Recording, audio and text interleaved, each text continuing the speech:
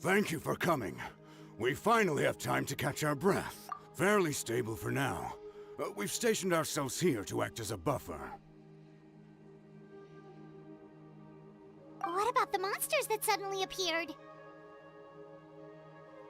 Based on my experience, the monsters are attracted to two things: the presence of living beings and combat. That's why we set up our front line of defense so far from the tribe. The civilians are more isolated from combat that way. Ah, the messenger's here. Perfect! We were just waiting for the latest battle report. We'll stay here and continue to guard the tribe. There's so much that needs to be done after that last battle. But if you're not in a hurry to leave, would you be willing to help out? That's a decision for the Traveler.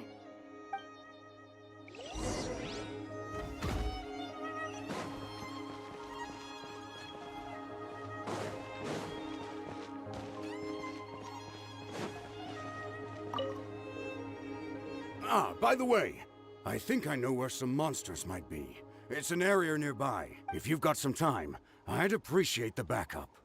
All right, let's move out.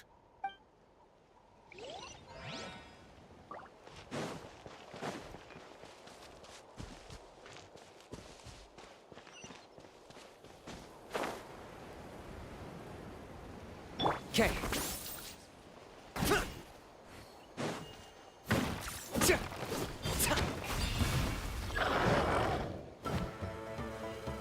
Locked on.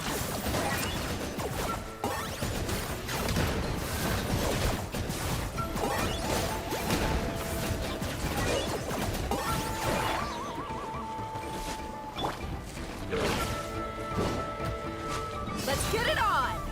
Okay. Target acquired.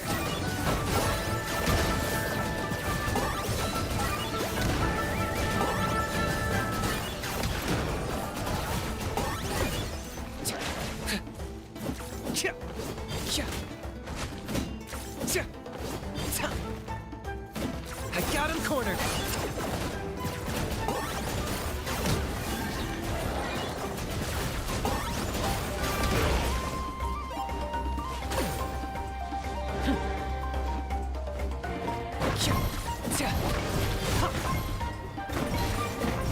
Spring forth!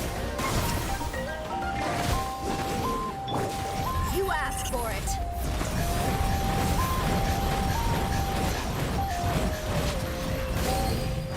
Buckle up! Time to testify.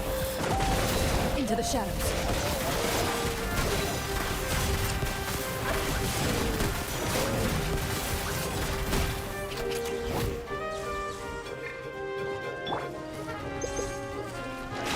Locked on.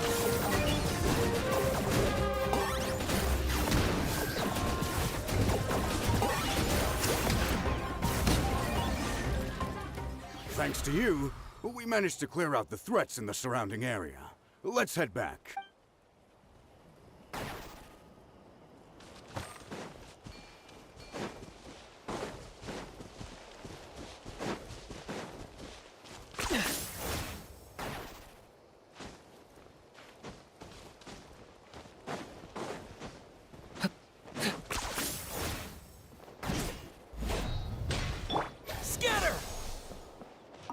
Here's the current situation.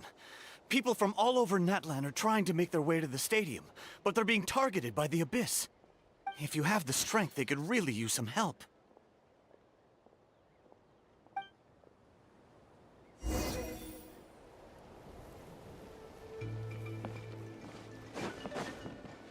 Okay.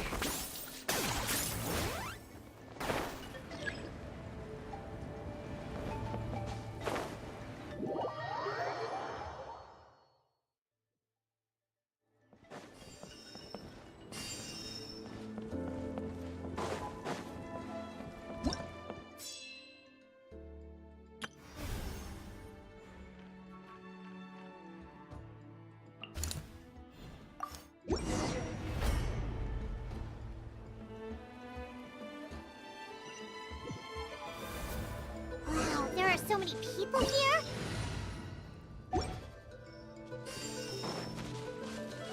Guess that means the situation isn't getting any better. Well, we'll just have to keep fighting. Move it.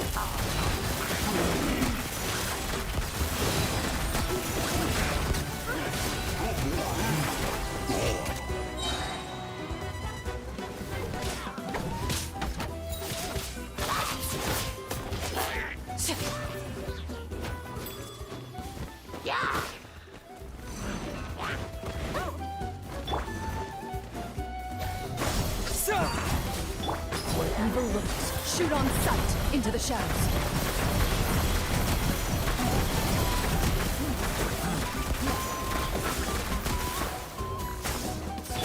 Target acquired. Yeah.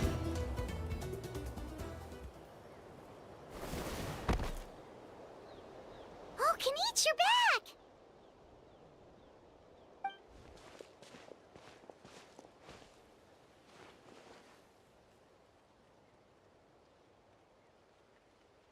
Yeah, it really feels like we're running short on people everywhere. It's so dangerous out there. Just when we think everything's under control, another thing goes off the deep end. Not that Paimon's complaining, it's just... What if things get even worse?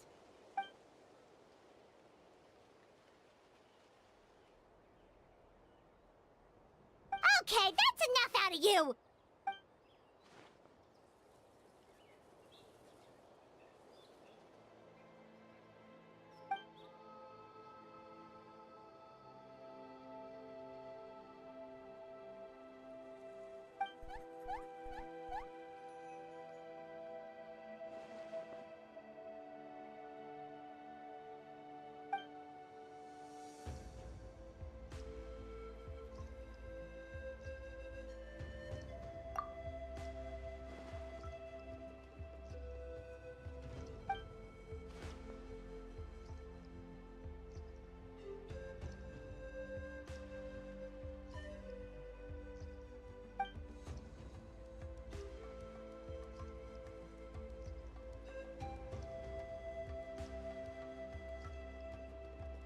Yeah, she always seems so confident. Plus, she told us you can only become the Archon by proving your strength.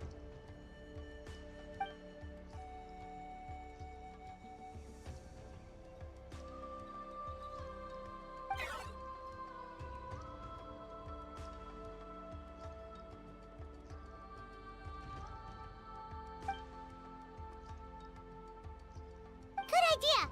Maybe we can see if the people around here need anything in the meantime.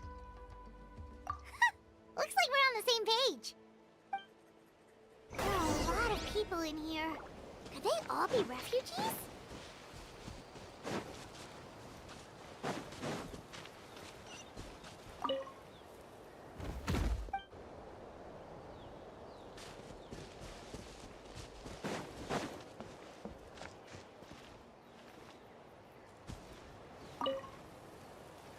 Ah, it's you two. Oh, I'm so glad you're all right. Hey, you made it back! Sure did. Dargo made sure we got back safely before rushing out again.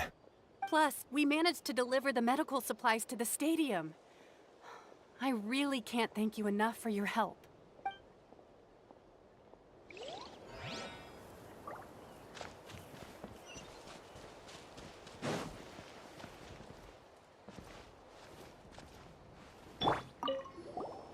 Want to get some rest, Traveler? We have to head out again in a bit.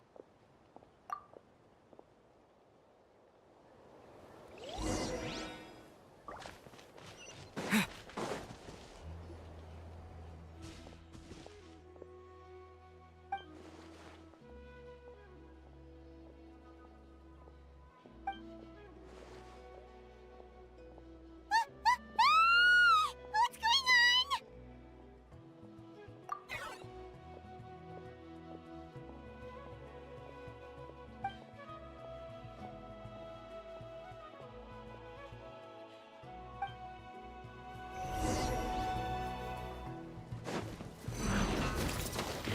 My mistake.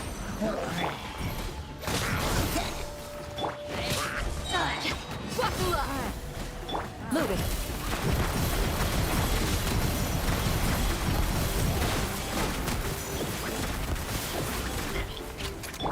Locked on!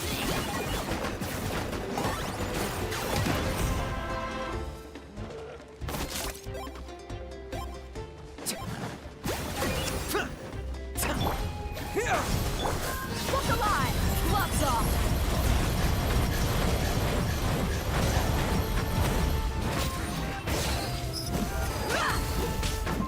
Target acquired!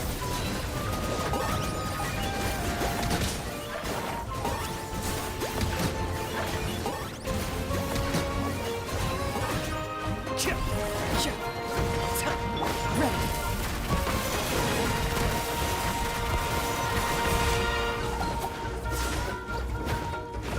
There are too many of them! They just keep coming!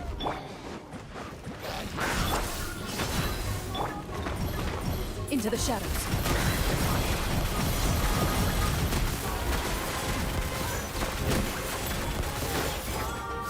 Locked on!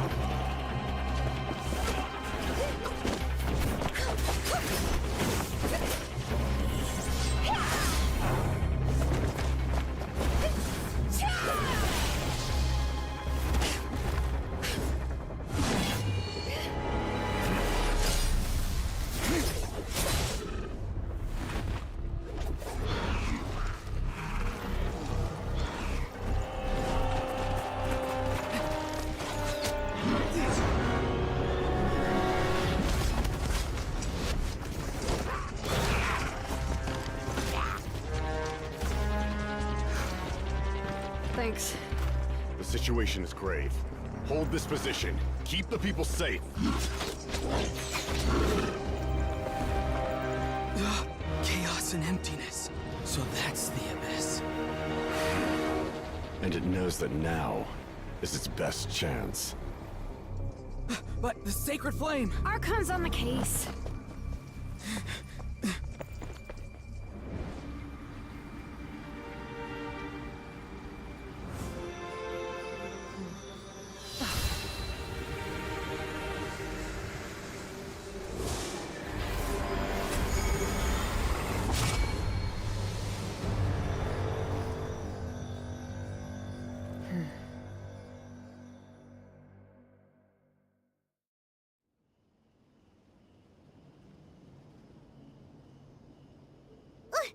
What was that?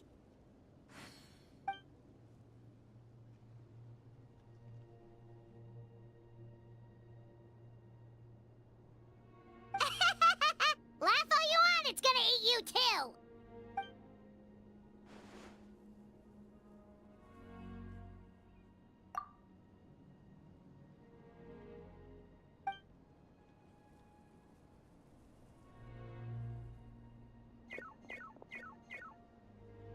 The fact that Deadpan Kaniche is this nervous just goes to show how serious this really is. Oh, let's go. The disaster's really happening.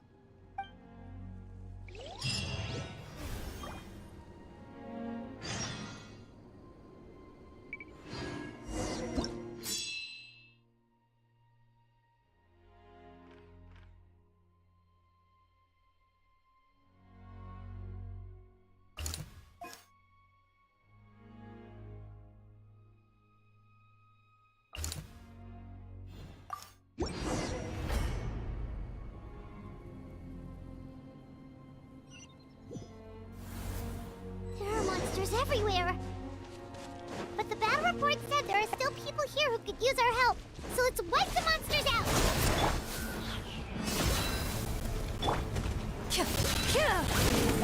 Loaded.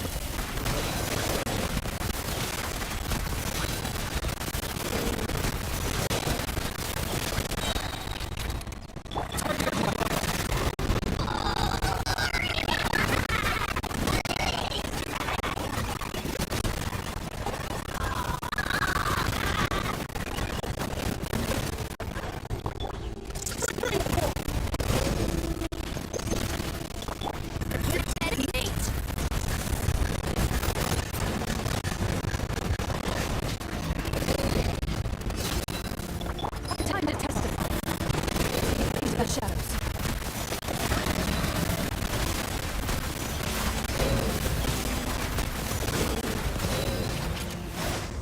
I got him cornered.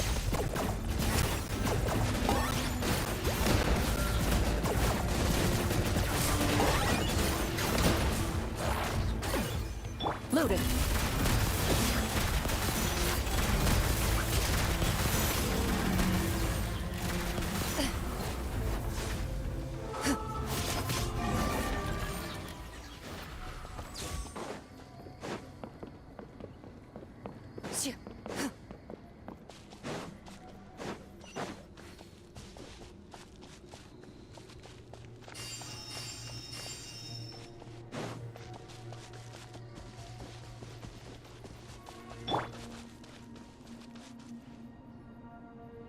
Over here! Come on, quick! Wake up! You gotta wake up!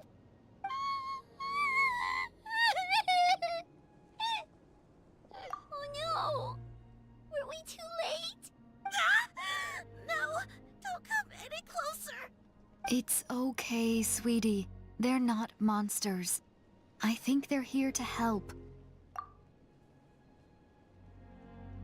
Thank you. What happened here? The Abyss had us surrounded. Luckily, these Fatui came to our rescue, and we started evacuating. But then that black fire shot out of the stadium, and that huge monstrosity appeared in the sky. Right after that, monsters suddenly appeared everywhere. They couldn't fight them off, so they hit us here.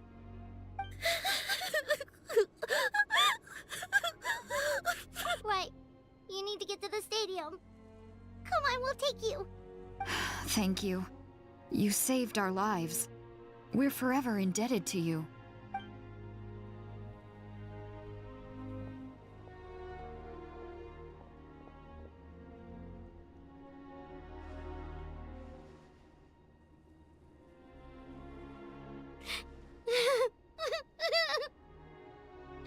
Huh?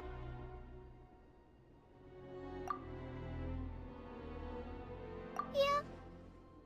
I'm on nose, it's just... It hasn't fully sunk in yet. But anyway, right now, let's focus on getting them to the stadium. With any luck, there'll be an update waiting for us there. If not, we'll just have to play things by ear.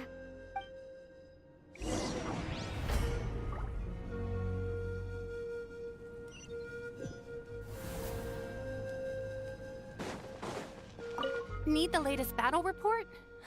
We don't have too much information since so few messengers are making it back here.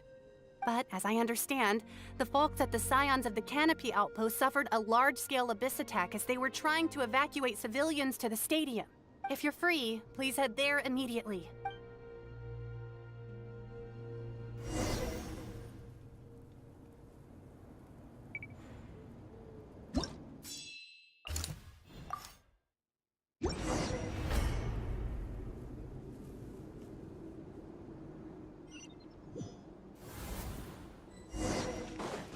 Yet another place crawling with monsters. Let's clear the area and see if there are any survivors.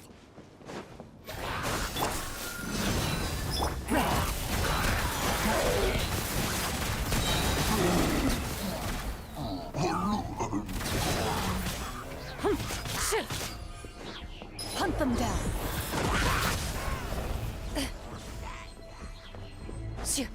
Loaded.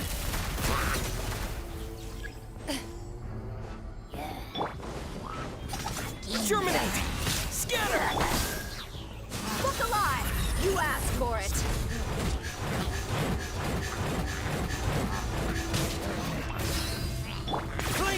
Close! Target acquired. Glory to which none can compare! Not when I'm in a bad mood. Measly insect! Now you must pay!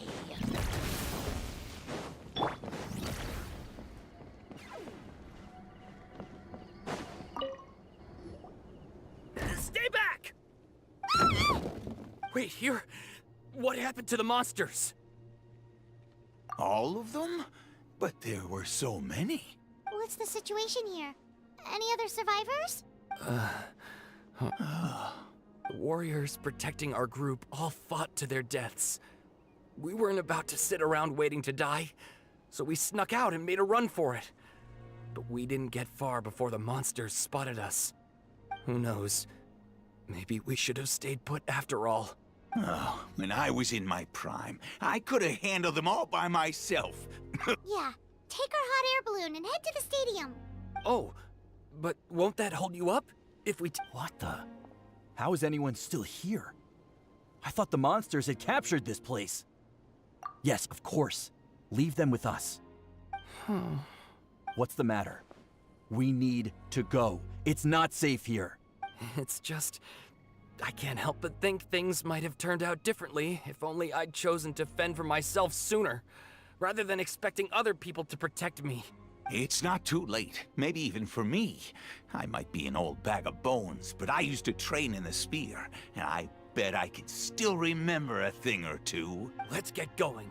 I'm gonna fight to the very end, just like they did. Thanks again for your help. We'll be all right from here.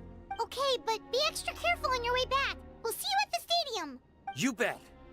Till then.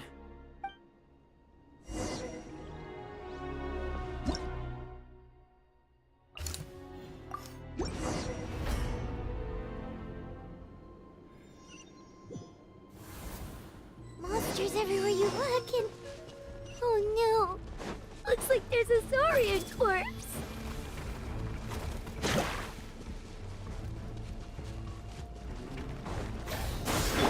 Let's get it on!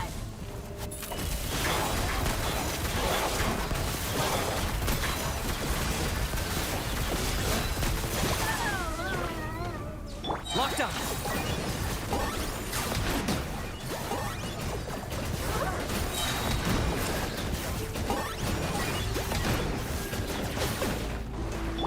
Spring forth! Propagate! Where evil lurks, shoot on sight. Ready.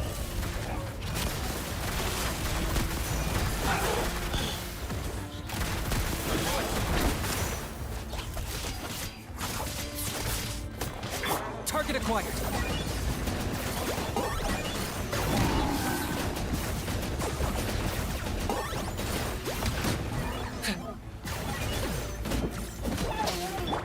Scatter! Buckle up! Loaded.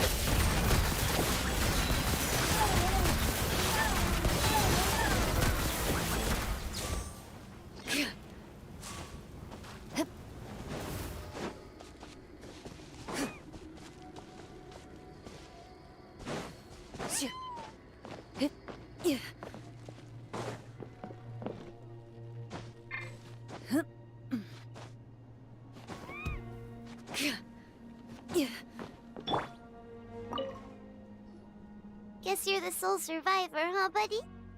There. Don't be scared. Head to the stadium. You'll be safe there. It's that way. You're upset, and nothing Paimon says can make it better. But you have to go right away, okay? Yeah, you're right. We have to keep going. The latest intel said the Children of Echoes need support too. Let's head over.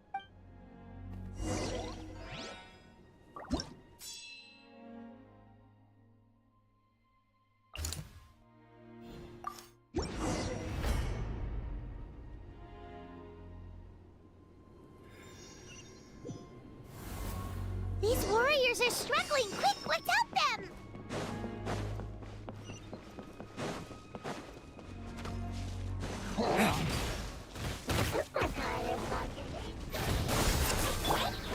Gloves off!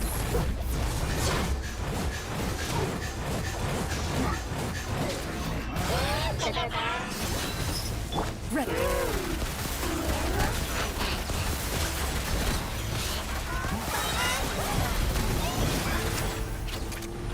Time to testify. I got him cornered. Oh, glory! Blaze the dragon!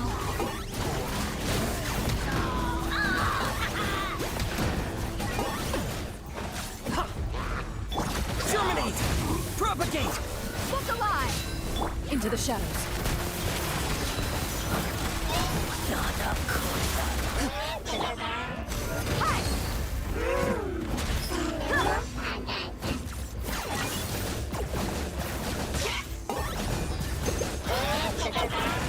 That was unexpected.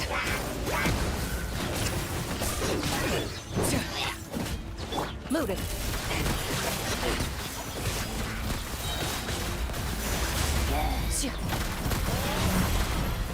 Where evil lurks, shoot on sight. You asked for it.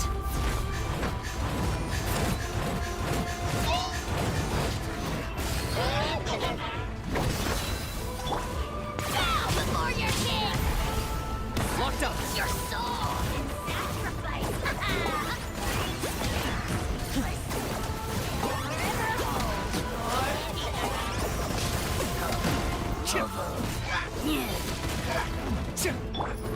Into the shadows.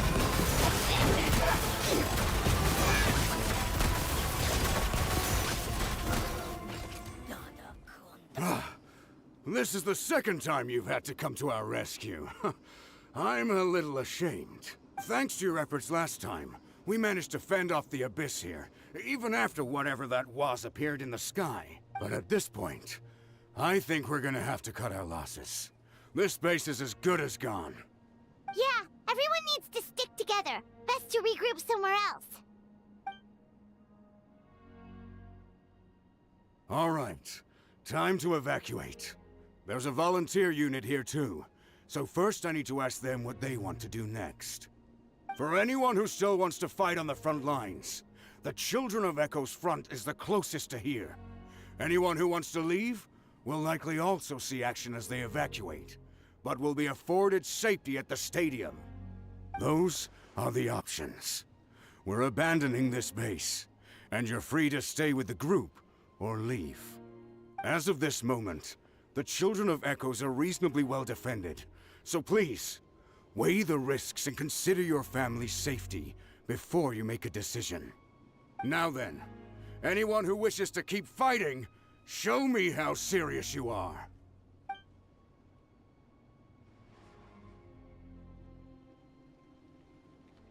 Did I not make myself clear? But if Natlan is destroyed, will there still be a home for us to return to? If anyone wants a future, it's on them to go out there and grab it. Period. No one wants to be that person who sat back and hoped for the best while other people were giving their blood for our nation. Very well. For Natlan. For Natlan! You heard them. This means we'll all be going to support the Children of Echo's garrison. Great! Well, you all seem in good spirits, so that's encouraging. But still, please be careful. Don't worry. It'll be just like another Night Warden war. We'll force the Abyss back if it's the last thing we do. Huh?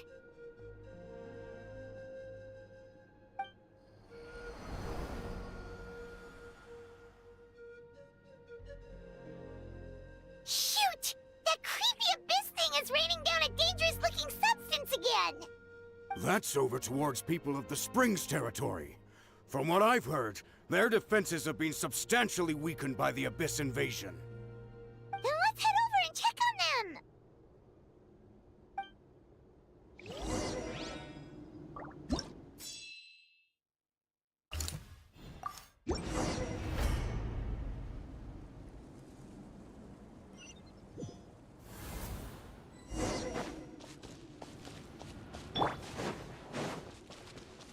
What the? Paimon can't believe it!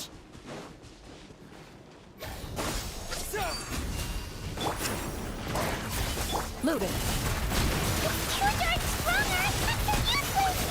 Oh, why isn't anything working? At this rate, the Abyss is just gonna keep sending more and more monsters! The next wave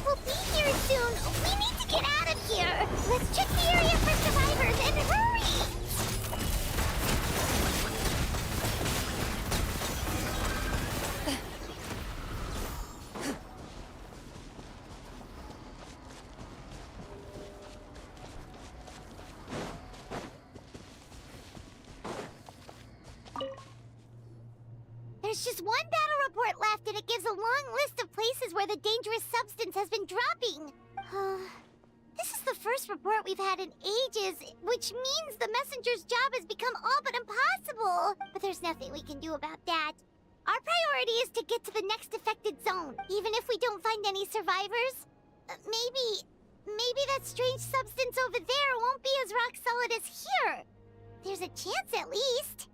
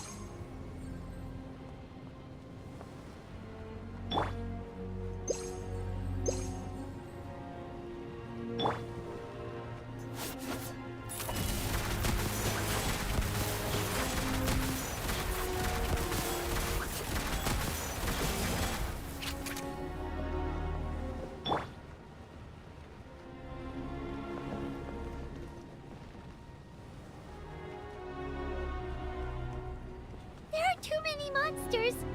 There are just too many. It's beyond anything we've seen before.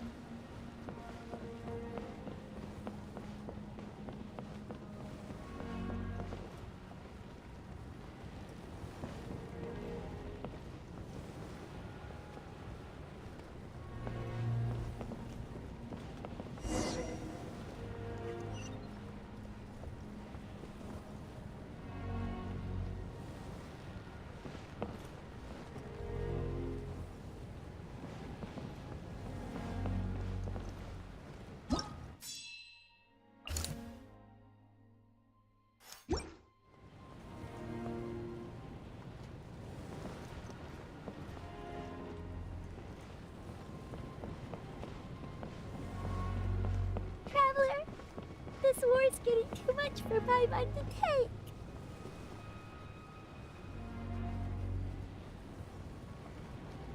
Okay, let's do this!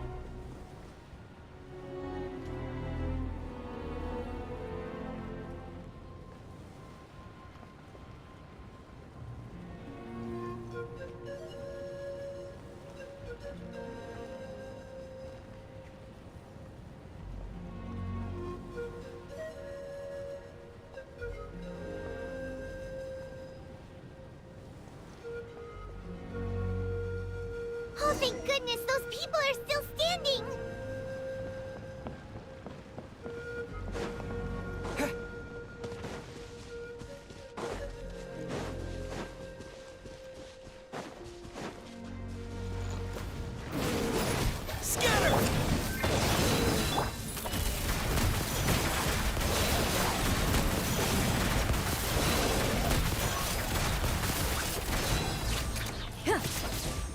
I got him cornered!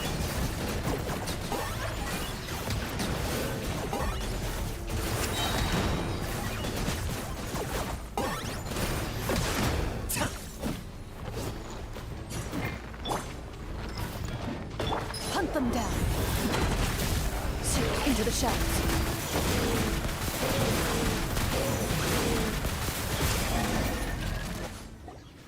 Move out! You've got to get out of here!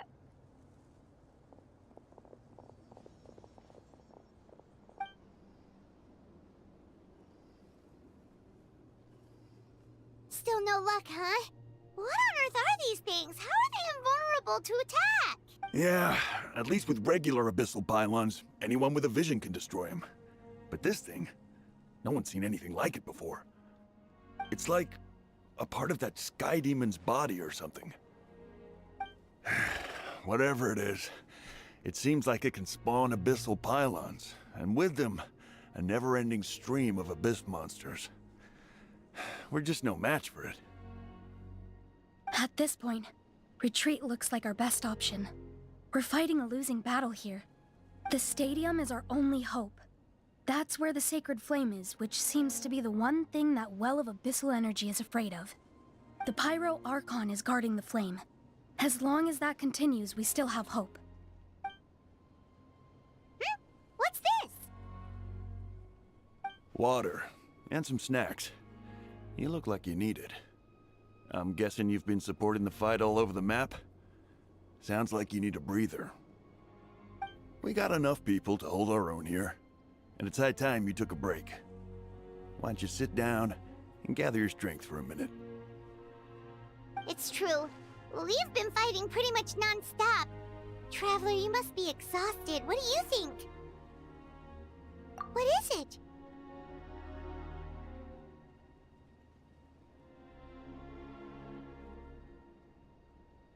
Oh, you're right. Well, then guess we'd better go warn them. It's your decision. If you want to set off right away, Paimon will come with you.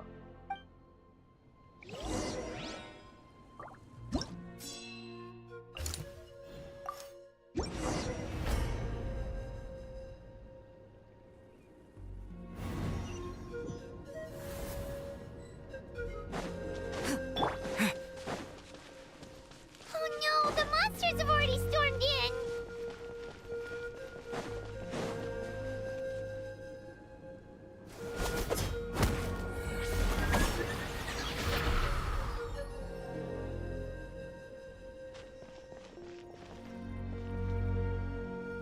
Oh, it's you guys.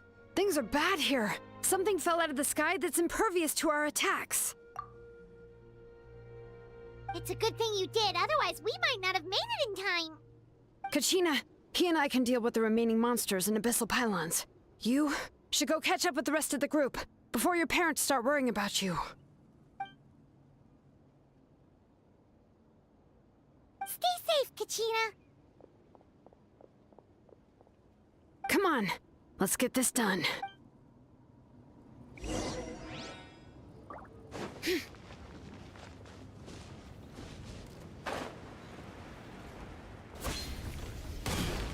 Bring it!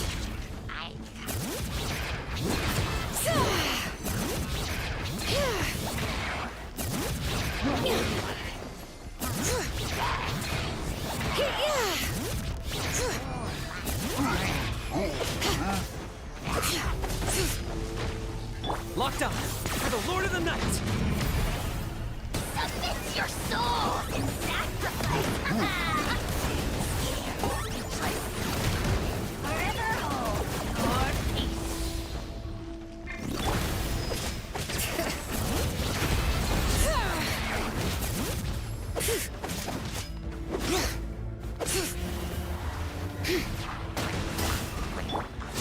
Time to testify. Move it. Bring it.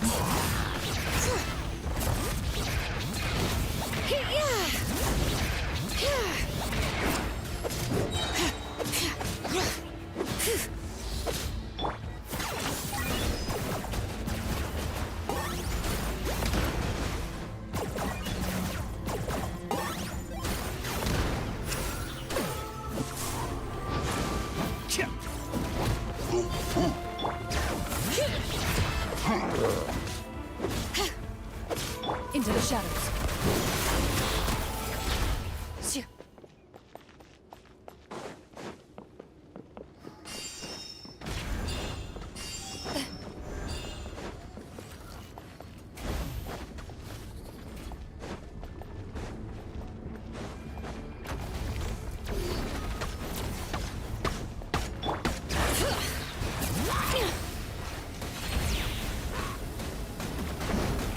Let the mountain's veins boil! Hunt them down. Moving.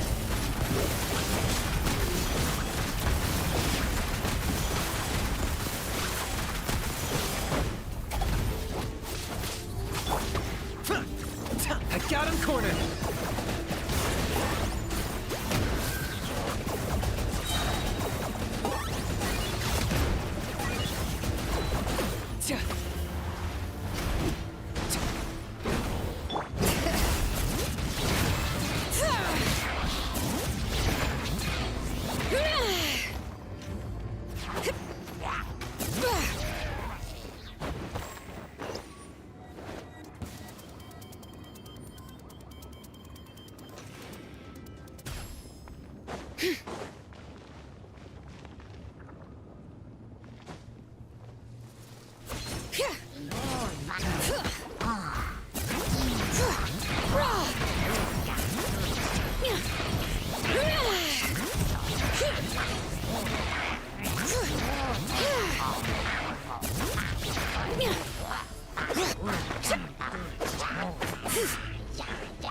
Germinate! Ready.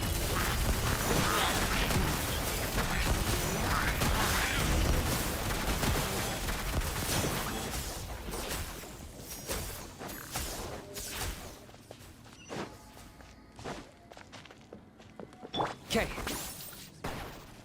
Are you running away? Yep, that's everyone. And no more casualties by the look of things. Yeah, this is, good. We can evacuate shortly. I appreciate your help. How are things out there? Pretty dire, I bet. Some of the things I've seen, I don't know if I'll ever be able to get them out of my mind. Are we in Natlan doomed to this fate? I've never witnessed a full-scale abyss invasion before. I mean, I'd heard stories about the sky being painted black, but I always thought that was an exaggeration.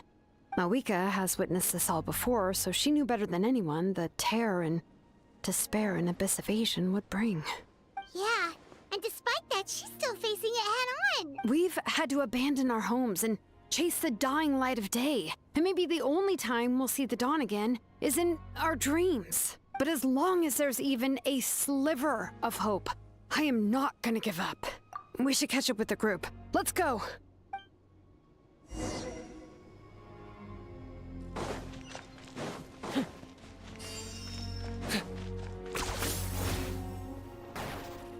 Is this really necessary?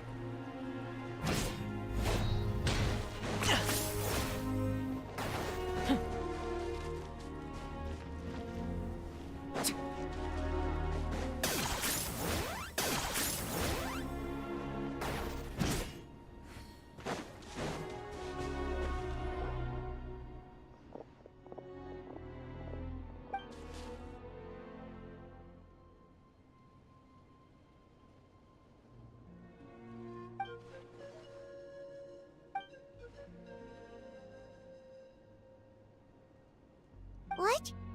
Isn't that Chaska's tribe? She said she was gonna take Koichi home to rest for a while.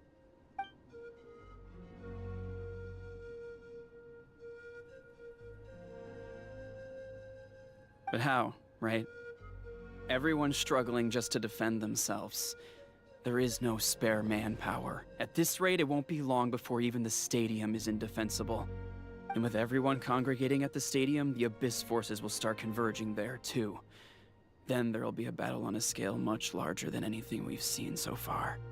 On the bright side, at least my old injuries aren't playing up at the moment. Means I can actually join in with the fighting. The crux of the issue is that the heart of the Abyss itself has joined the invasion. That's a power we just can't match. I have every faith in the courage of our people. The Natlanese will never give in to despair. But still, the fact is, our lives are more fragile than our spirits. Traveler Paimon knows what you're about to say. Yeah, Paimon sure is getting tired from all this flying, but it doesn't matter, wherever you... Yep, we'll leave the Children of Echoes to you guys. Flower Feather Clan, hang in there, we're coming. If there was ever a time to push ourselves to the limit, that time is now!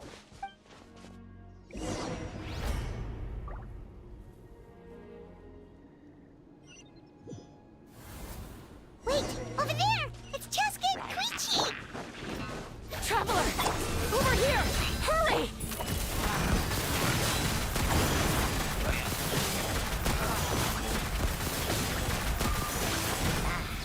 Time to testify. Enough! Locked up!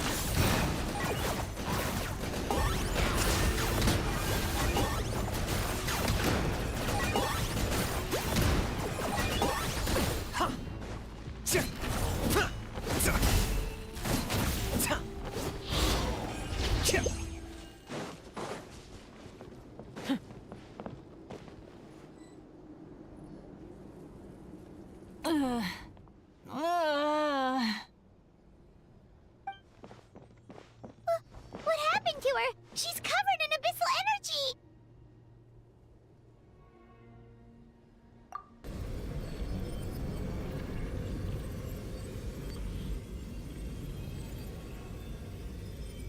Please, save her.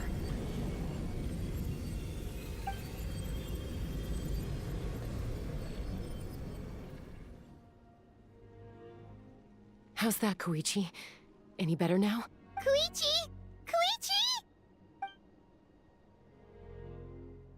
Cheska, I used to think Mom and Dad were crazy for adopting you. I was the younger sibling, but I always felt like it was my job to help Mom and Dad take care of you. I thought I could set you free from the abyssal energy you struggled with. I guess I was pretty full of myself, huh? Thinking I could fix you when... well, we were always the same. Hush, Koichi. Put those thoughts right out of your mind. We'll be at the stadium in no time, okay? I'll carry you there. The abyssal contamination is gone now. Just rest, and you'll get better. I was always nagging you to slow down. Stop rushing headlong into things. I just didn't want anything to happen to you, or to anyone else because of you. I worried about you so much. But now, I realize I never really understood what it's like for you. The fact that you survived an abyssal contamination was a miracle. But it also left you in a constant state of agitation. The fact that we became family was another miracle. But with me worrying about you all the time, it feels like I just agitated you even further. No, absolutely not. Nothing could be further from the truth. Do you hear me? All you ever did was love me. Same goes for Mom and Dad. I've always known that. And I feel terrible because I really did want to get along as a family. It might take me some time, but I'll find a way to make it work. I'm so sorry, Koichi. I never meant to make you feel this way. It's okay, Cheska. No need to apologize. You didn't do anything wrong. No one did. It's nobody's fault that things didn't turn out great. I get it now. So, no nagging from me this time. You keep forging ahead, sis. Never slow down, and never hold back. Spread your wings and fly free, like the fiercest kukasaur in the sky. Show the world who the bravest flower feather warrior is. Because that's who you are. And that's the sister I'm proud of.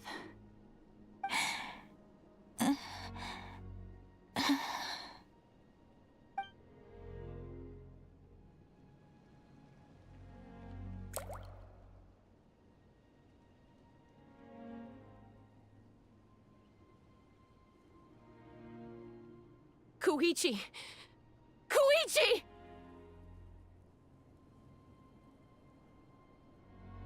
Koichi?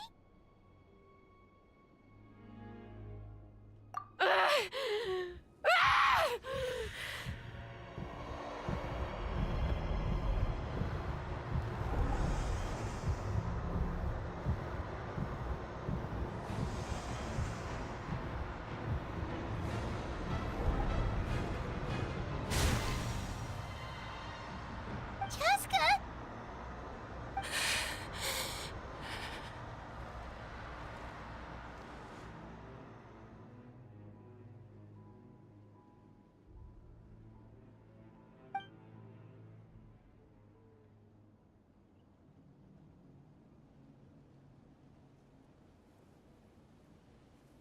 What happened?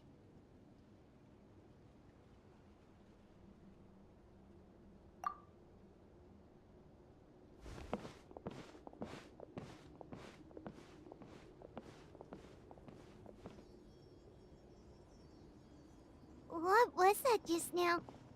It looked like abyssal energy was flowing out of her, but then a split second later, it disappeared. Koichi did say that Chaska needs to let off steam now and then, or she'll end up losing herself. But this time she wrestled back control. If only we were faster! Dealing with abyssal contamination is a piece of cake for you. We could have gotten to her earlier, then you could have treated her before it was too... Wait, what's happening to Chaska? How unfair life can be. She's had the odds stacked against her from the very beginning, and each step forward has been an agonizing one. Maybe she would have been better off embracing her pain. But her journey goes on, and one question looms large in her mind. If she could rise above the layers of pain and ascend over the dark clouds of her mind, what then would she find? Maybe the glorious light of the sun, or maybe a dark, empty void. There is only one way to find out. She needs to spread her wings and soar to new heights. That is the true meaning of life. My life's suffering shall be my epitaph. To remember the pain I endured. And finally, transcended.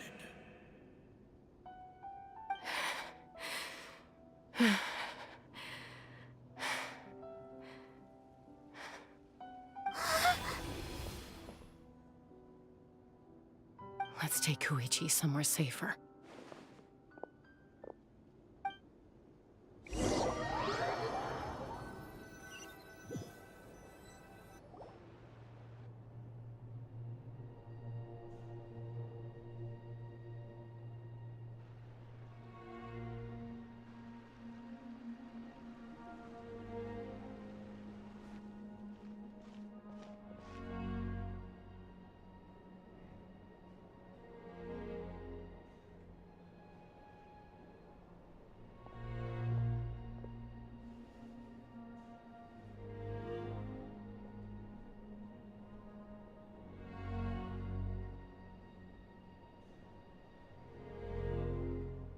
Please, Take care of Koichi for me.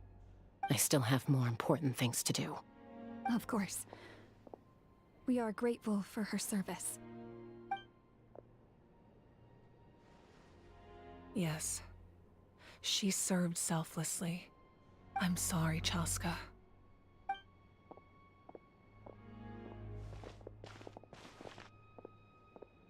It's all right. I'm far from the only one going through this right now. Koichi wanted to be a hero. And in my heart, she always will be. If we want to honor what she stood for, not to mention her sacrifice. Archon, we need to hurry. Time for this war to end.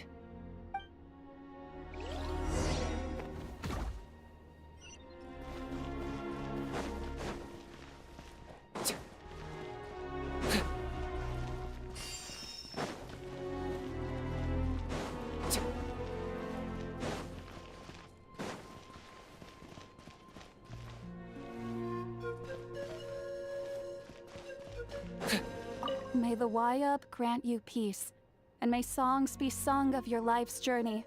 We give thanks for the gift of your life and ours, and we look forward to meeting you again one day in a world of wonder and beauty.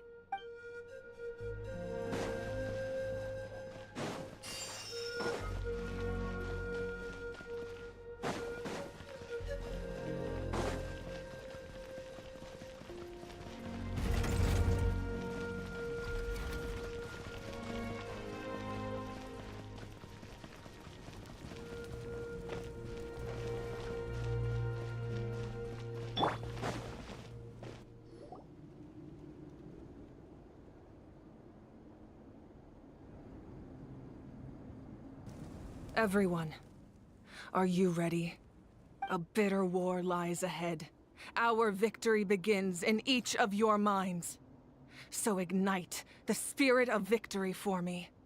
May no further lives be lost, and no one else may to suffer the loss of their loved ones. As long as blood still runs through your veins, even the tiniest spark of steel against stone can ignite a flame.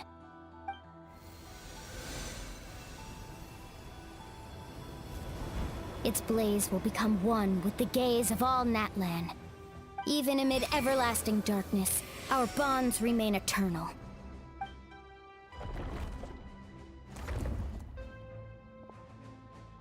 Stone engraved in echoing peaks. Converge, disperse, in ashes be reborn. For flames born anew, and the blazing dawn. A hero scaled the volcano to seize the sun. Anointed with flames, she shone with the light of 1,000 stars. Now, guide me in my first step. Having foretold his own death, the omniscient man holds a feast in celebration. Let us raise our cups in honor of his heroism, and send him off with this final tribute. For at last, his wish is now fulfilled.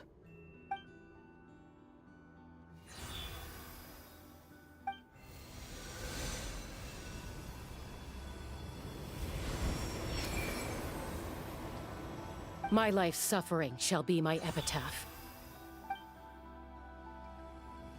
To remember the pain I endured, and finally, transcend it. Heroes of the ages! Our moment has finally come!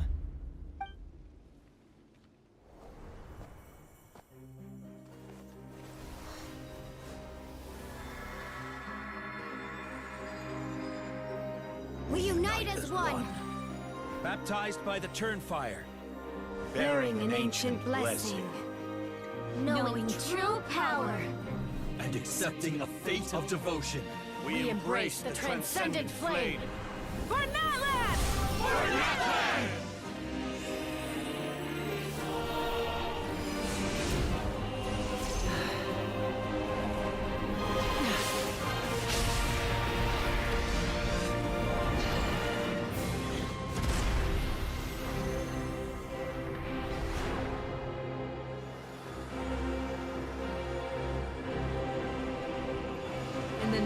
of the Pyro Archon hover in. I declare the Night Wars underway! The Ode of Resurrection will guard all life till the war is over!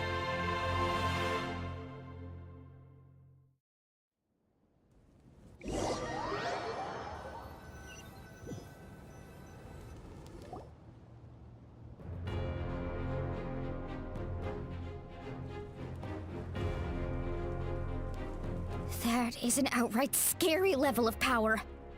So, from now on, all warriors will be able to resurrect themselves using the sacred flame.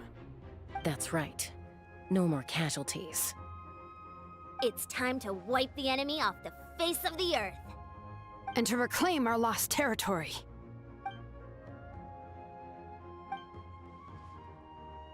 We'll come with you. Paimon, Traveler. I'm so grateful you got to us when you did. You gave Koichi the chance to say those words to me before the end. If I'd lost control out there in the wild, this counterattack might never have been possible. Probably best not to think about that. More importantly, how are you feeling now? Any better? Not really. But now's not the time to deal with it. In the spirit of VUCA, I have to rise above it. The conflict and suffering in me are there to test my character. My struggle will make me stronger, and make me the person Koichi believed I can be. Alright, let's go show the Abyss what human beings are made of. They'll be sorry they messed with Natlan after we're through with them.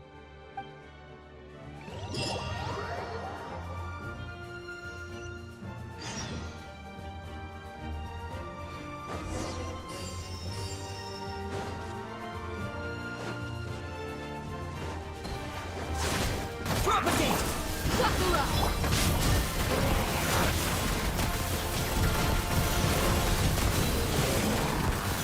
Burn that flag! Warrior King! Ooh, what's that? Aerial support from Malika?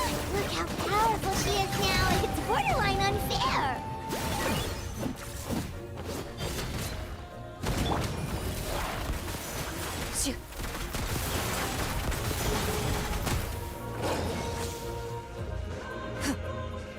Locked on!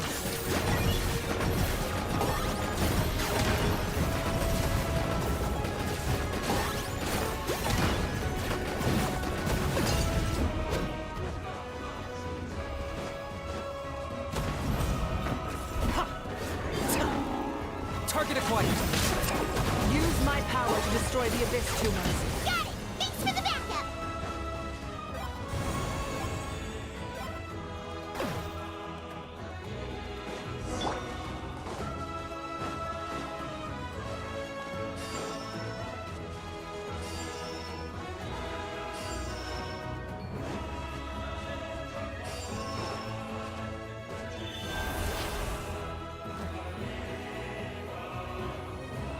Oh, did you guys see that huge fireball? It exploded right above my head. Sorry, Mulan. I'll adjust my aim. No, you're good, Archon. It didn't hurt at all. Plus, it was freaking cool. Not great for your eyesight, though. Oh yeah, fair point.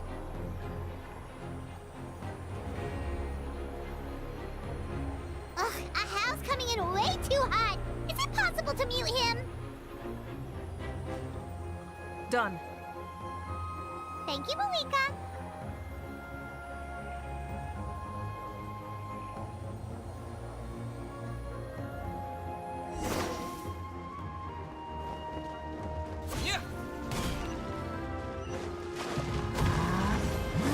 It's a rise! Alright, give him hell. Vengeance for Koichi!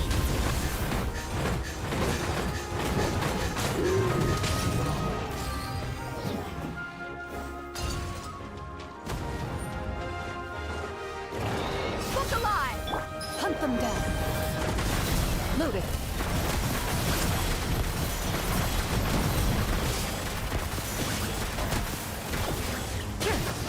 The enemy ranks are thinning. Time to double down. Use the Pyro Archon's power and show no mercy.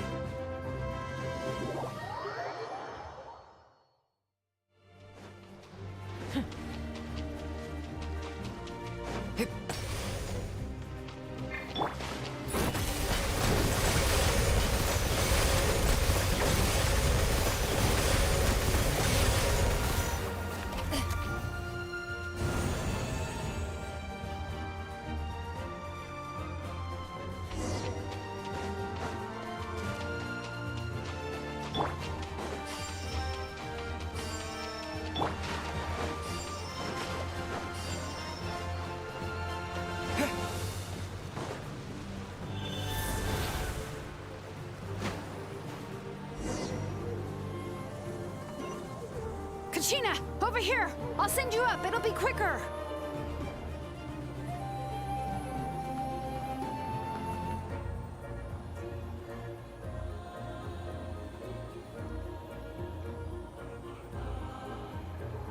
Okay, everyone's safe. Granny, please go on ahead with the others. I just need some more time, I promise. I won't hold things up. Oh, Roron! Leave the vegetables and aphids behind, you dimwit! It's too dangerous!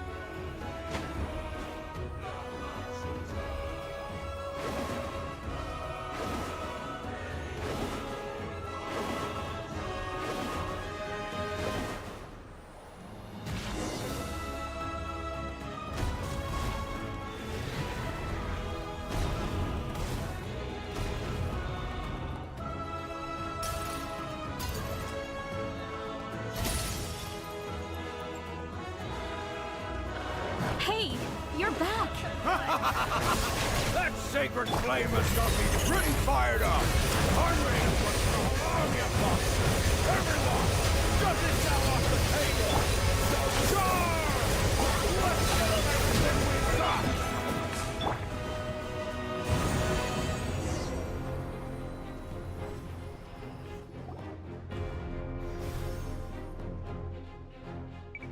The Children of Echo's territory is secure. All monsters down. All good here at the People of the Springs, too. We crushed it! Masters of the Night Wind are also safe. Should I go support the Flower Feather clan? Things are still pretty rough over there. I'm already en route. No need. I just dealt with it. Already? But you were just at the stadium! Yeah, well, you have no idea how long I've been itching to bash some heads in. Oh! Fair enough. Ian-san, what should we do about the Collective of Plenty? Your home's a long ways away from the stadium. Oh, no need to worry. I just heard from Veresa. She says they're safe now. Yeah! Their only game plan was to outnumber us, and that ain't gonna work now that we have the Ode of Resurrection on our side!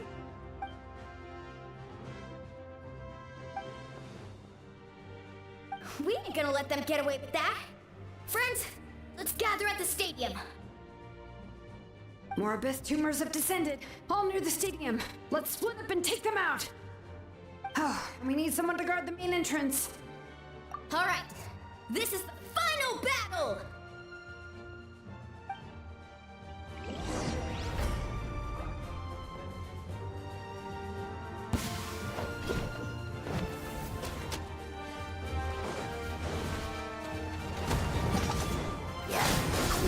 Terminate! Into the shadows.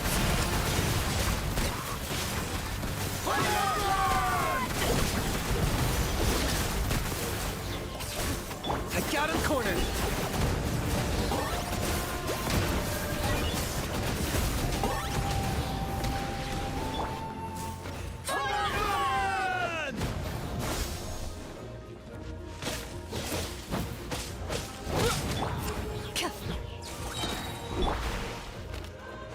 Propagate! Time to testify.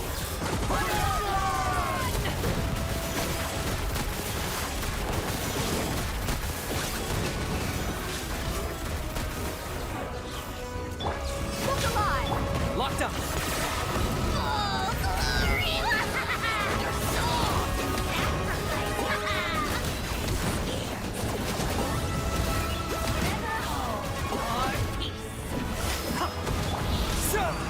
Scatter! Hunt them down. Loaded.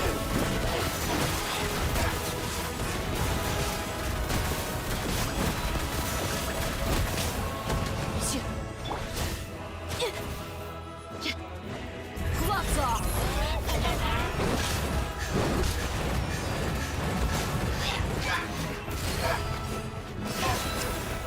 Into the shadows.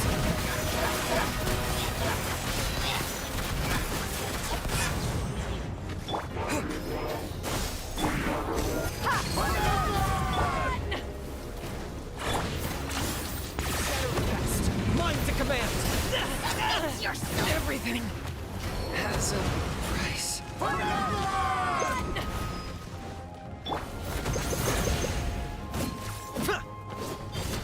Propagate! Let's get it on!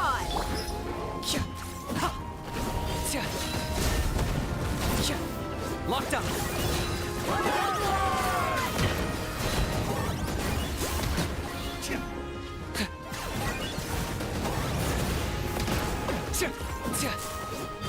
Time to testify. Ready.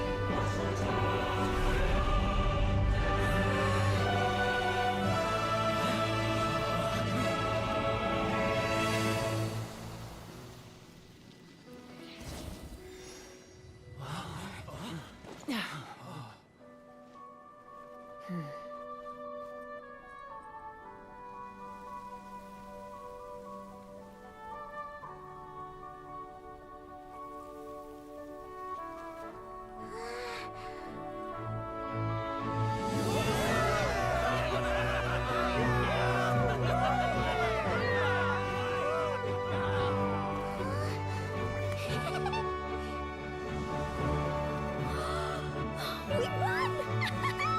We won!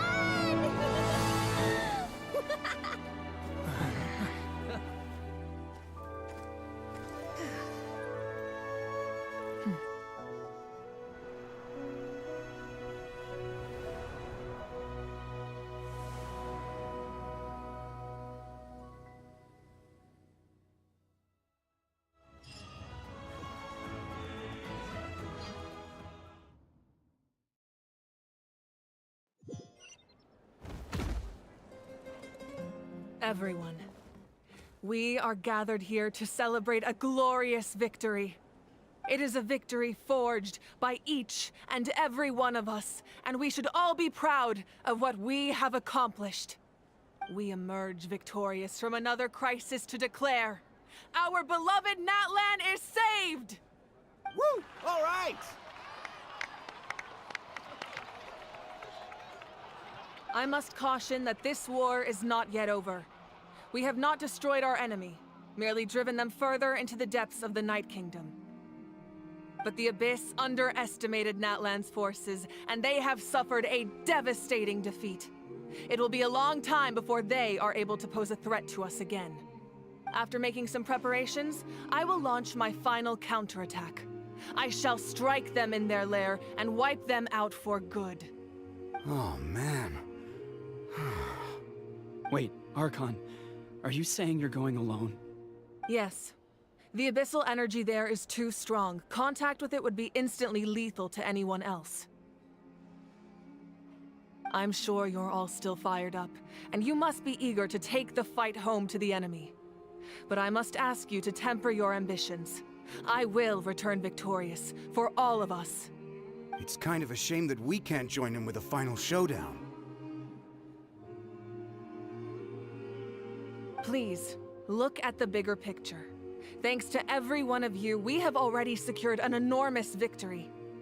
Tonight, we should celebrate to our heart's content. I guess if our lives are no longer at risk, things can basically go back to normal, right? That's good enough for me. Beats having monsters everywhere. When the time comes, I will gather everyone here again. Now, let us also remember those who gave their lives fighting for our nation. Once the last dregs of the Abyss are wiped out, I intend to give them the grand funeral they deserve. An ancient name could never record the many who we lost. But no hero of Natlan should be forgotten. If I may, Let's have a moment of silence for the fallen.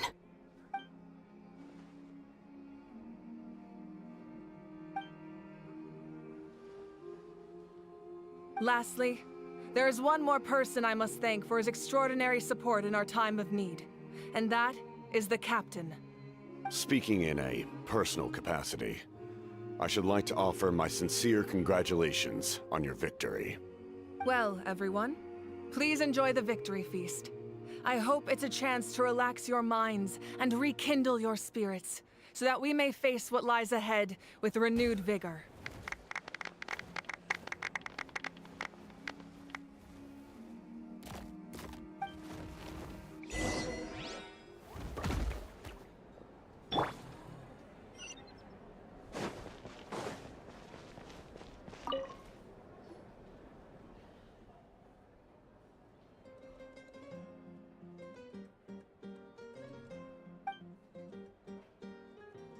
Unless you want to get punched in the face. What is it with you, Hal? Why are you so incapable of being nice?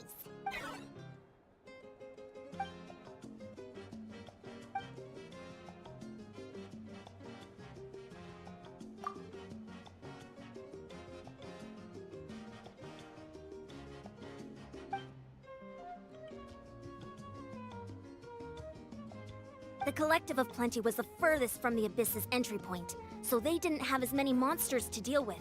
From what I hear, they got off relatively unscathed. But it might have been a different story if Chaska hadn't gotten there when she did. That's good to hear. All's well that ends well.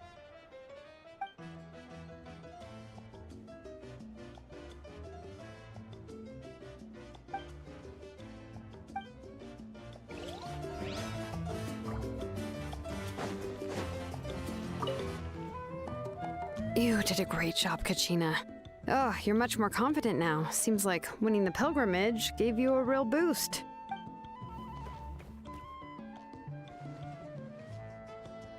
I spoke to your mom and dad. They were singing your praises. They said the world's your oyster now. How are things at the People of the Springs base? There are some casualties, but the overall mood is very positive. I reckon they'll start rebuilding pretty soon. Same situation for the Children of Echoes.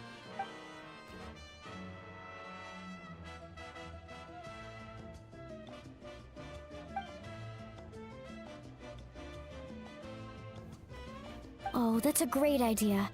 Let's do it together. Let's hope that their sacrifice marks the beginning of a new age for Natlan. An age of unprecedented peace.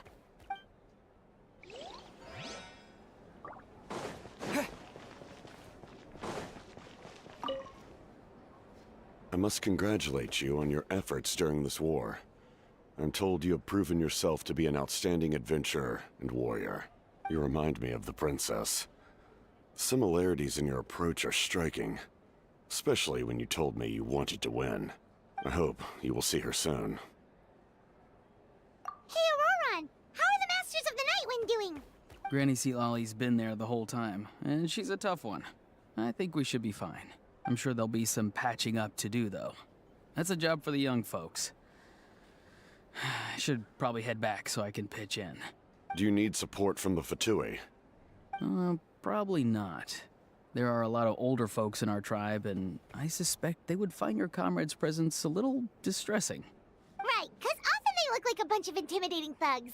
Well, also in my tribe, excessive use of elemental energy is bad for your eyesight. Oh, right. Okay.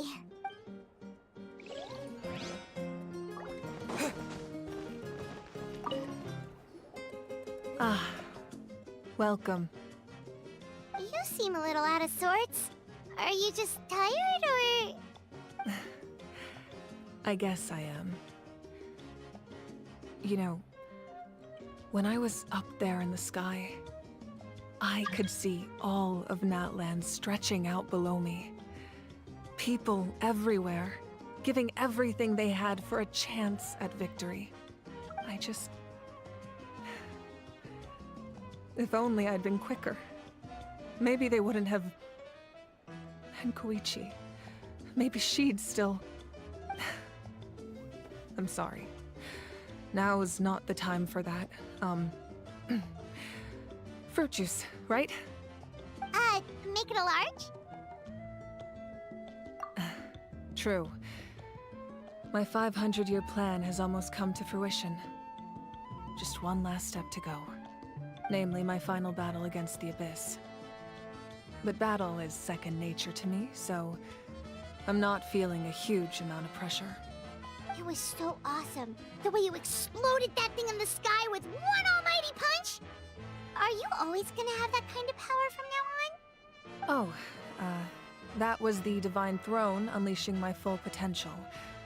And it was only temporary.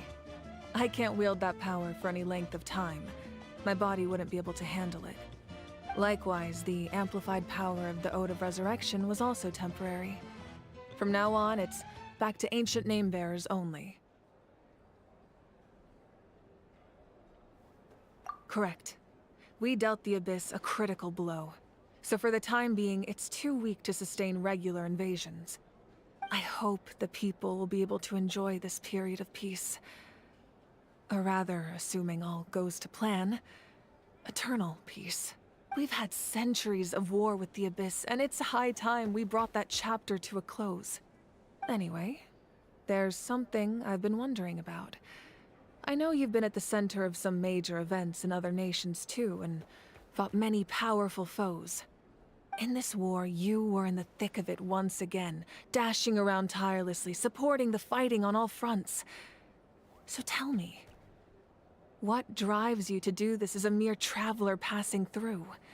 Why risk life and limb for a cause that's not your own? You know, it's that mindset that distinguishes the heroes in every story. They're the natural protagonists. What I'm really trying to say is, I would love for you, with your extraordinary talent and your sense of justice, to join me in this final step. You and I together, finally putting an end to the ever-looming threat of the Abyss. But I also don't want to take advantage of your good nature and readiness to help others. The final battle will be very dangerous, and you have the rest of your journey to consider. I'm sure you must be weary. Sleep well tonight. Let's talk again tomorrow in the Speaker's Chamber. I'll give you more details on the final battle, and then I hope to hear your verdict.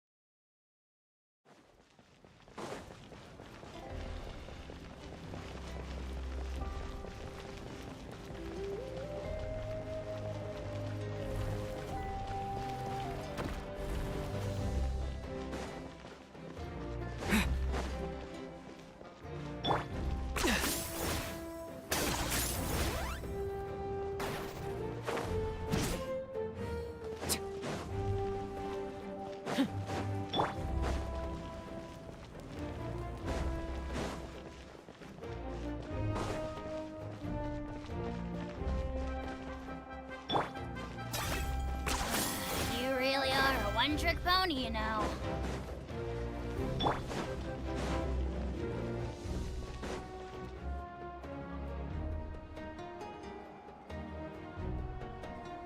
Hey, Traveler, Paimon. There you are. I've been looking all over for you. Oh, hey, Sweet Lolly! What's up? Listen up. I have something really important to tell you.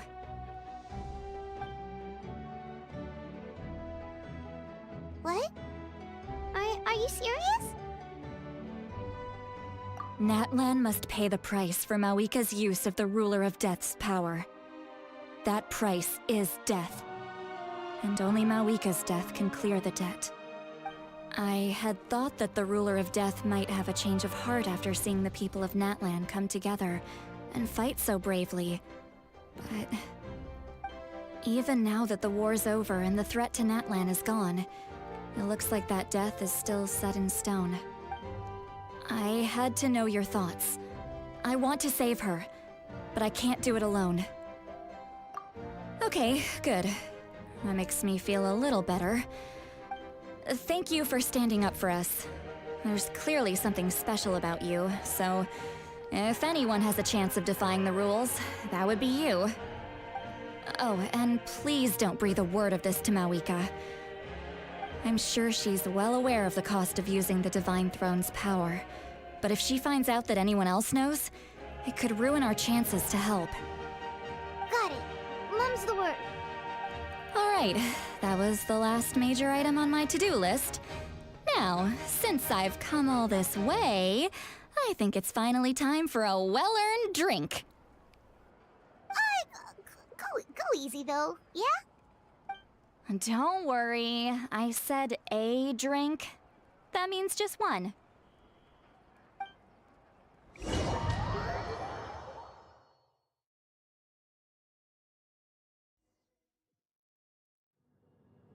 All right, you little munchkin. If you keep pestering me, I'm gonna have to get serious.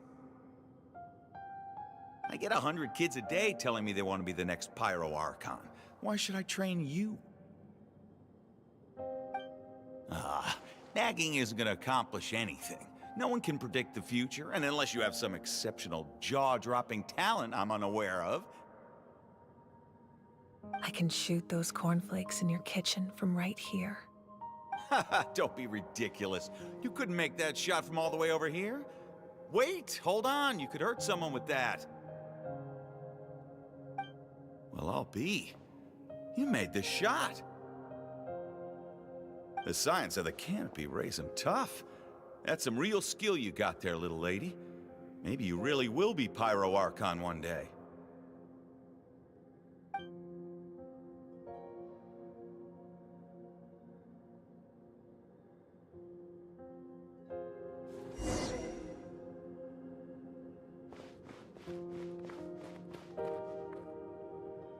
See this? I'm the first one of us to get an ancient name. And it's not just any ancient name, but Malipo. If you ask me nicely, there's still time to join my team for the pilgrimage, you know. No need to scowl. You lost and I won, it's no big deal. You want me to be happy for you when your turn comes, right? So cheer up. I'll get my own ancient name soon enough, and it'll be an even better one than yours. Oh, really? Well, good luck with that. What ancient name could beat Malipo in our tribe? Unless... surely you don't mean Kiangozi?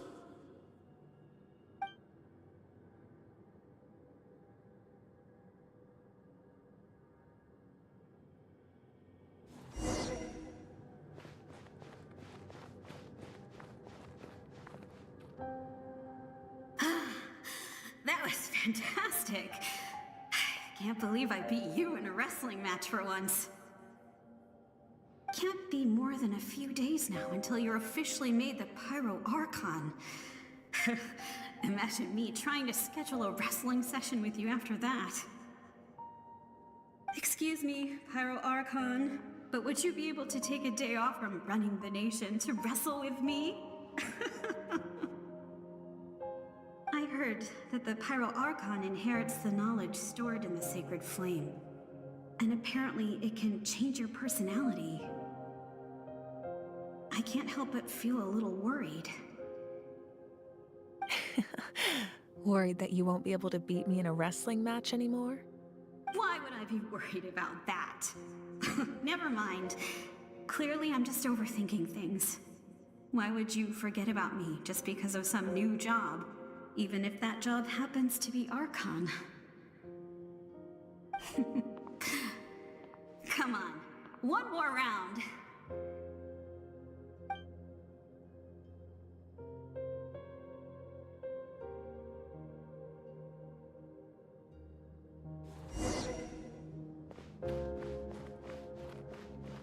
After the darkness will come the dawn.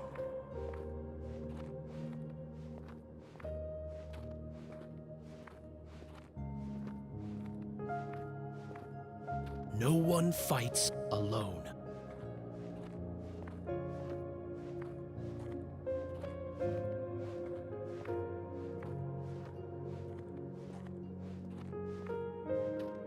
For Natlan!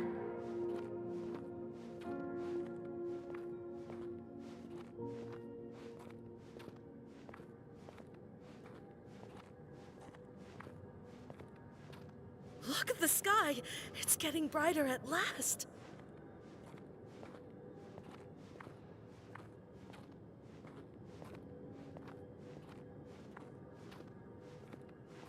We walk the righteous path, and the Pyro Archon will guide us.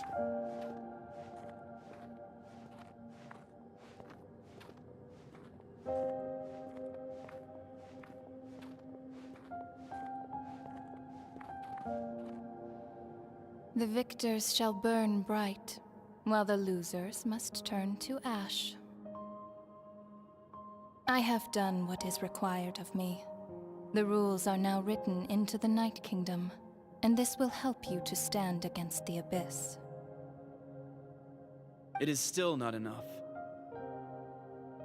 All this can do is give my people courage. It will not see us through a true catastrophe. If you are to make the Natlanese alone bear the consequences of a broken world, you will have to bring more to the bargaining table. You are the greediest human I have ever met, and the fiercest negotiator. No other would seriously ask to borrow my power. My domain is death, and its power comes at a great price. The question is, are you prepared to pay? I need that power. Only a hero can truly wield it, and heroes are not afraid of dying. No. A fear of death is ingrained in all living things. If the wielder of this power cannot conquer their fear, countless innocent lives will be claimed in their stead. For only then can the price be paid. Those are the rules. Mine is a nation that will not yield to the Abyss, and it will certainly not yield to your rules. As their culture and civilization is transmitted through the generations and their faith grows, the people will go from strength to strength and reach heights that even I cannot dream of. Very well. I shall agree to help you. But I am merely a shade, and I do not have as much freedom to do as I please as you might think. Then what do you propose? Keep this a secret. If I am questioned about it, I will deny all involvement and claim that treacherous Xbalanque stole my power. That will not be a problem. Thank you. I am glad we could reach an agreement.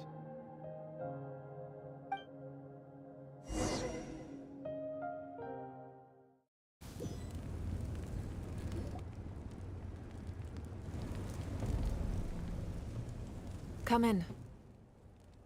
As you know, I've asked you to come here to discuss the task of wiping out the Abyss. Oh, but first, any progress on the ancient name? I'm surprised she was willing to help you, and by extension, me. I'm very grateful to her. Wait, hold on! Wasn't the whole point of the ancient names for winning that huge battle? Why would the Travelers still need one by this point? That's right. The Abyss has retreated to the depths of the Night Kingdom, a place that has long since been corrupted by abyssal energy. If we don't finish them off and restore the ley lines, the threat they pose to Natlan will remain. The battle we fought yesterday, we may one day have to fight again. This is the fate Natlan has always been resigned to. For thousands of years, we have struggled on the brink of a looming darkness and never known true peace. But this time, I want to break the cycle and free us from this fate for good. With the sacred flame, I can protect myself from the abyssal corruption, but beyond that, you are the only other person who can resist it. If your ancient name can't be forged, I will go alone.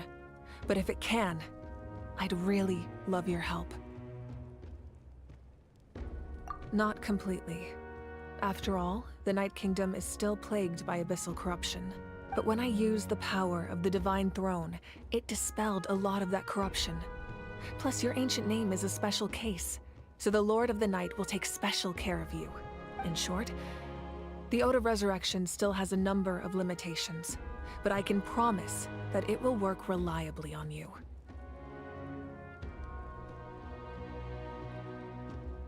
Whoa! Are we forgetting something here?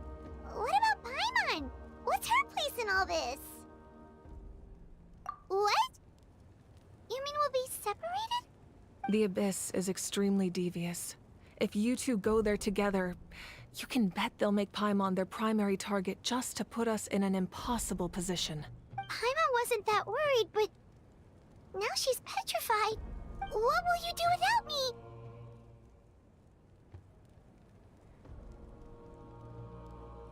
Okay, well, Paimon needs to think about this because you're really asking a lot of her, but give Paimon some time and she'll do her best to rise to the challenge. I greatly appreciate it. Everyone in Natlan knows how important this final battle is. You will be remembered and revered long into the future, until the end of time. If you have any other questions, please ask away.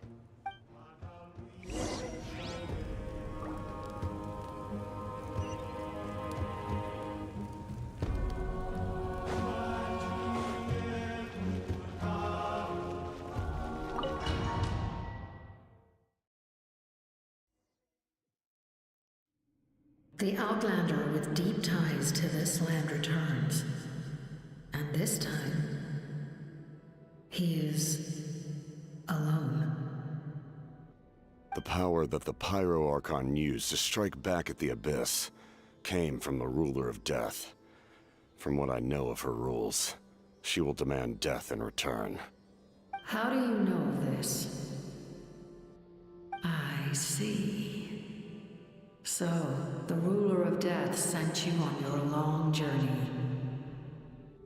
Natlan still has a final battle to fight, and I too have a final foe to face. For the sake of those countless lost souls, and a hope for Natlan's future, I need your help.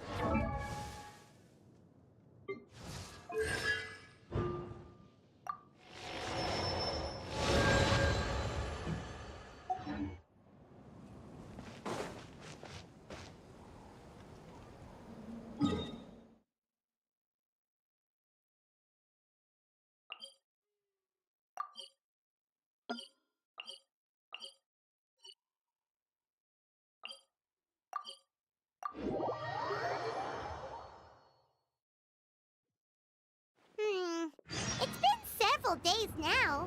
Wonder if Tlasoli has finished making the Blaze Gem inscription.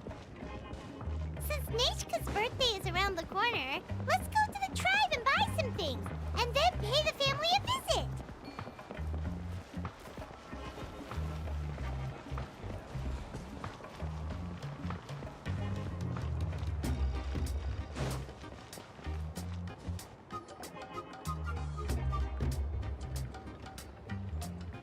Shilonen, good thing you're here. I'm wondering if I can... Oh, the shelf on the left, second row down, first X on the right. That one's yours. And the garden hoe belongs to Ignal, and the hammer is Pakal's, so make sure you take the one that's yours. I haven't even said why I'm here. But looks like you're about to head out for a break. Yes, but I am going to take it right here. The temperature is just perfect today. Really? But doesn't it feel a lot hotter than usual? I really don't want to stay out in this heat. Exactly. In hot weather like this, customers don't tend to stick around and talk when they're coming to place orders or pick up the goods.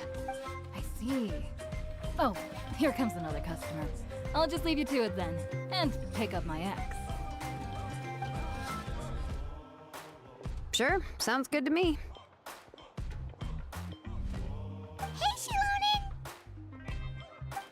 Oh, Traveler, Paimon! We meet again. Oh, you two seem to be in good spirits. How's your Pilgrim's Chronicle been? Run into any issues? Oh, good. It was also my first time receiving a Pilgrim's Chronicle. Even though I've already turned it over to you, there are still a lot of things that could go wrong, so I wasn't sure if there'd be any issues. Huh? What are the chances that something might still go wrong? Well, less than the chances of Mualani accidentally falling off a spirit way, I'd say. Oh, well that definitely would never happen. I found the ex, Shilonen. Thanks a lot.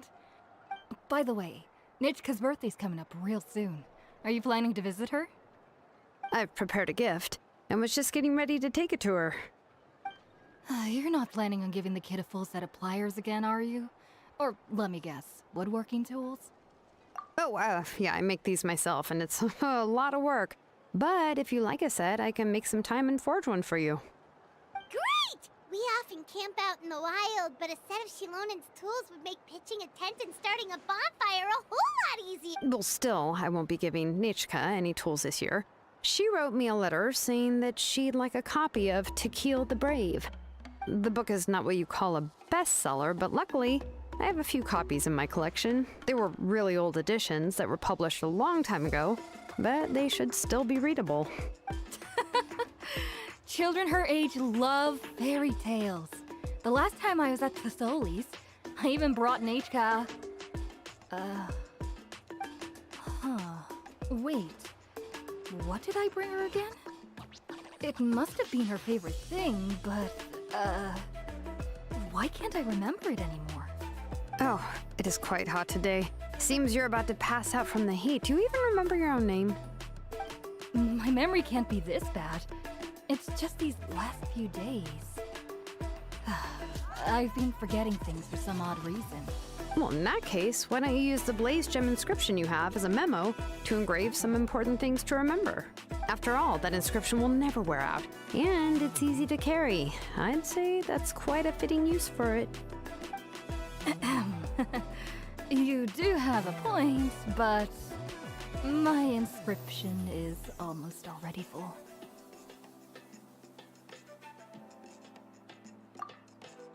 No. I engraved some wishes on my Blaze Gem inscription. You know, just some dreams that I have for the future and things I'd like to accomplish one day.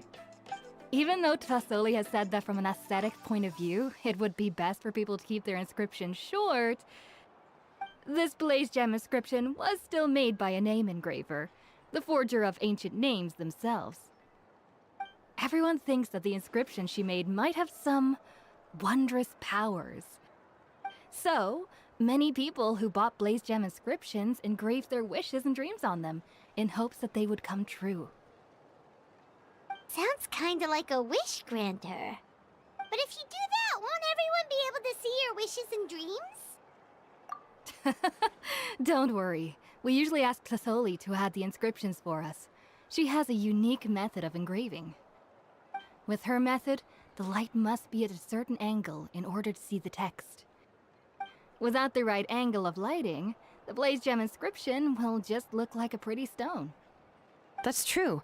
In the end, a blaze gem inscription is essentially just a piece of rock. It doesn't have the power to grant people's wishes. Making wishes to it is like shouting into an echoing valley. The only one who will answer is yourself. But using it as a journal for your wishes is also fine. Carrying them with you and taking a look from time to time can be a good source of encouragement. Well, as long as you don't suddenly change your mind and want to take your wishes back, that is. These things are extremely durable. It would take a lot of effort to change the words. And I don't think anyone would willingly part with it either. They're not cheap and very hard to get. If you ever lost it, you'd just be filled with regret. Still, it's really strange. Given Auntie's skill, how could it take so long for her to make one? Oh, well, I hope someone didn't give her an idea of making fewer and selling for more. It's true. Chevin would totally have put that in her ear. Still, I don't think it's such a bad thing for Tlatholi to make some money by selling these. At least she and little Nachka are better off now, and won't have to worry about the cost of treating her illness anymore. I was really worried about their family at first, and was even planning to send them some...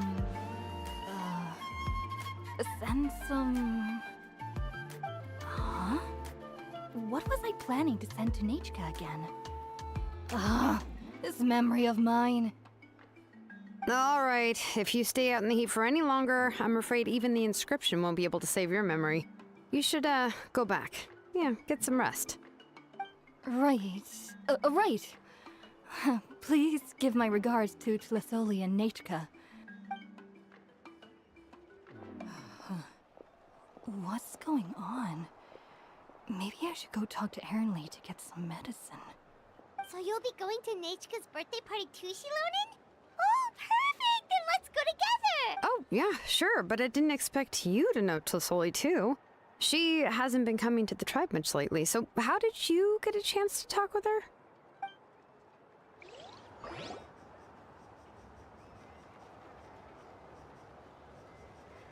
Oh, so that's how you met her. She even wants to use volcanic crystal as a forging material. Guess she's really pulling out all the stops for her daughter. Then let's just go and ask. Come on, I want to give her the book anyway. Huh? Wait a second, our birthday gift's supposed to be a surprise? If we ask Nachka, then she'll know what gift we'll be getting her. And that would ruin the surprise! But if you don't ask her, then how will you know what kind of present she would like? Here's another idea. Perhaps you can also give her a storybook based on what she wrote in her letter. That might be a good option. But shouldn't we give it a little more thought? If we all give her books, it might seem like we didn't put much effort into it. Shilonen, have you really never asked her what she would like the most? There must be something else she'd like besides books. Unfortunately, no. Nachka's illness has kept flaring up over the past few years. Apparently, she couldn't do anything during that time other than rest in bed. She didn't even have the strength to talk to anyone. It wasn't until recently that she started to recover from her illness and regained strength to write letters to others. Anyway, there's no need to overthink it. Worst case scenario, I can split the book into 2 volumes and we can each give her one. No, that's terrible! That would really look like we didn't try. Let's just go ask Nachka. Even though it would ruin the surprise, we could at least get her something that would make her happy. Anyway, can you tell us a bit more about the book that you're getting her? Is it really that unpopular? Well, it's a little difficult to explain. You see, there are actually 2 versions of To Kill the Brave. The premise of the book is pretty straightforward. It's basically about a set of twin brothers working to defeat a demon lord. But after defeating the demon lord, the older brother, Tequil, discovers that the king's spirit has possessed his younger brother, Remok. In the ending of the original story, the older brother kills his younger brother to defeat the demon lord, before jumping into a volcano.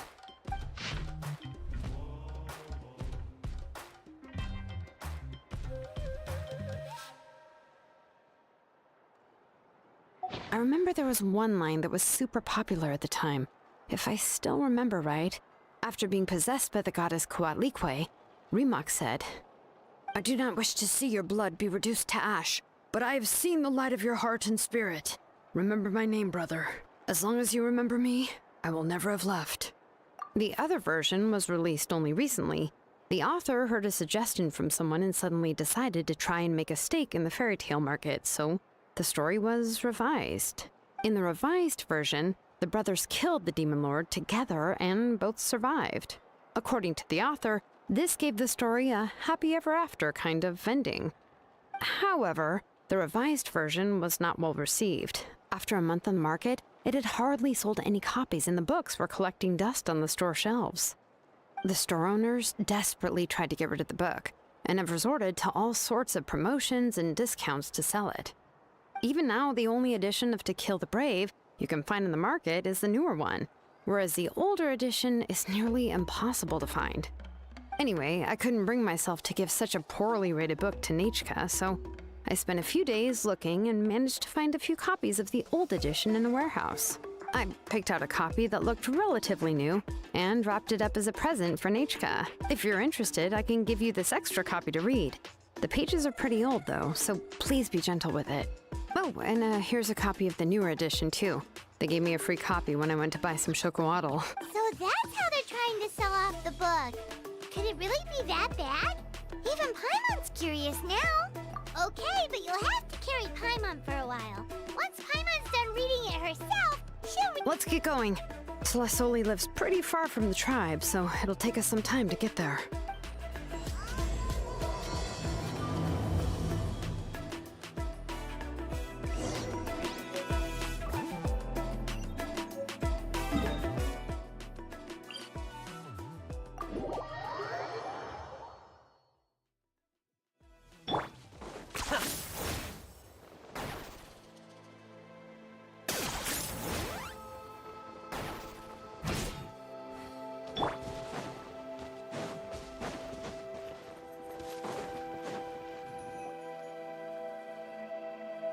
Go on now, Yengu.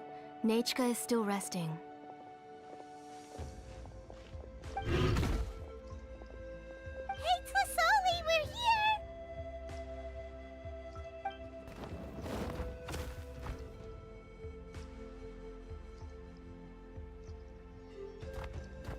Oh, what a surprise.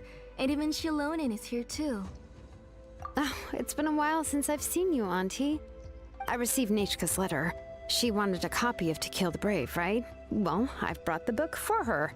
There are several editions of the book in Natlan, and I wasn't sure which version she'd prefer.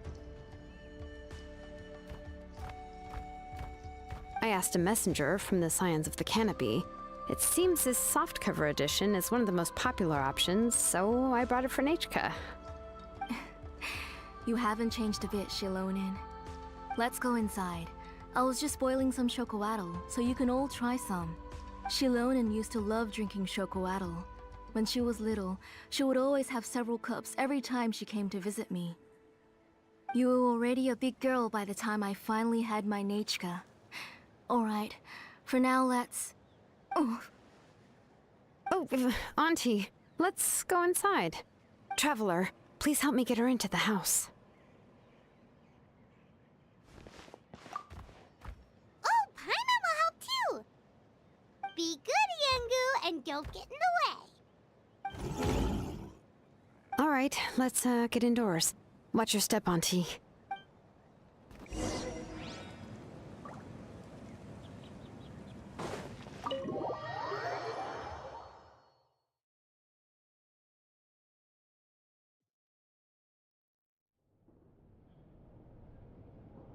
Sorry, Nechka's illness has been flaring up recently, so I was up for a few nights.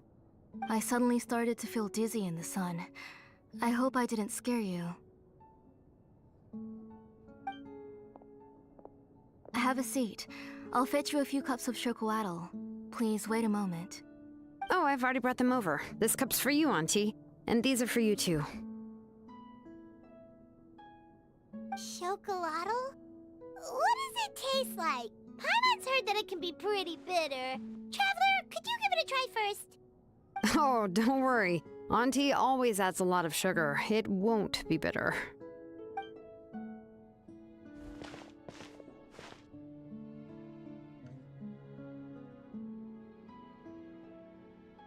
The last time you came to visit, you were still just a kid. But now you're a pillar of the Children of Echoes. No, of all Natlan even. Oh, well, it's all thanks to the drinks I had here and the books I happen to read. We heard that you two are from the same tribe, but Paimon had no idea you were so close. When I was little, my parents were always talking about how skilled Auntie was at forging ancient names and how she was a good role model for the rest of us. The moment I became idle at home, they would toss me into Auntie's workshop to watch and learn. Then I would have your parents go back, boil you a pot of chocolatl, and let you play in the house. Yeah, and then I would drink and listen to you banging away with your tools in the workshop. But eventually, she moved out of the tribe to find some more space, and I didn't have the chance to visit again after that. But why did you seem so familiar with the place when you went to the kitchen for the drinks just now? Because the layout of this place is identical to her old house. Let me see. Yeah, that should be Nechka's bedroom then. That's right. I remember you used to hunker down in the room to read and draw. But you're all grown up now. Even if you wanted to live here, I'm afraid you've already outgrown Nechka's bed. That's how Nechka sees Shilonen too. Whenever she's feeling better, she always asks me when her pen pal sister will be coming to visit. Well, yeah, I'm here now, and even brought a gift as an apology. I'll leave the book here. You said Nechka asked you for the book? I hope it wasn't too much trouble to get. Really, I'm surprised that she even asked you for a present. When she's at home, she'd even ask me for permission to eat some snacks. Maybe I've been too strict with her. She's obviously starting to like her big sister more than her own mother. Oh, really? Well, I'd say I really haven't done enough to deserve the title of big sister. Yeah, I wasn't able to help her when she was sick, and I didn't even come and visit her that many times. Well, the only thing I have been able to do is to help her find some books. Don't be too hard on yourself, Shilonen. You have great responsibilities as the name engraver of the tribe. We both know you are far too busy to take care of her. The responsibilities on your shoulders also became far heavier when I gave up on my work. You just had more important things to tend to, Auntie. No one in the tribe blames you. We all know that Nechka needs her mother's care. But that doesn't change the fact that I gave up on my work. And even now, I still have not found the courage to pick up my hammer again. I'm sorry to leave you to shoulder all the responsibilities alone, Shilonen. Oh. Whoa, why so somber all of a sudden? Don't be so sad, everyone. Hasn't Nechka gotten better lately? Oh, relax, Auntie. I can handle the work. But once Nechka is back on her feet, you should get back to work and let me have a vacation. You'll be the one who's busy then, and I'll be sitting at the side drinking chocolatl and cheering you on. If that day really comes, you can have as much chocolatl as you like. If you asked me before, I wouldn't have even been able to talk about it.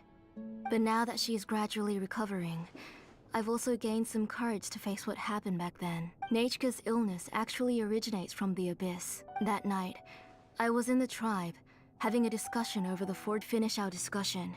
The alarm started to ring outside. A horde of monsters from the Abyss suddenly attacked the tribe, so everyone banded together to fight them off. I joined the fray as well, and it wasn't until the monsters were repelled that I got back home with some guards from the tribe. But Nechka was gone. I can't remember how long I spent searching for her. Maybe for 2 or 3 days. In the end, we found Nechka at the bottom of a short cliff. She was holding a dried-up embercore flower in her hand, and there were traces of abyssal corruption around her wounds. I know. It was all my fault. Before the incident, Nechka had asked if I could forge an ancient name for her. Work was busy at the time, So I told her that if she could find an embercore flower, I would use it as material to forge her an ancient name. Oh, Nechka, my daughter. My Nechka. I was holding her in my arms, but no matter how many times I called her name, she wouldn't open her eyes and look at me.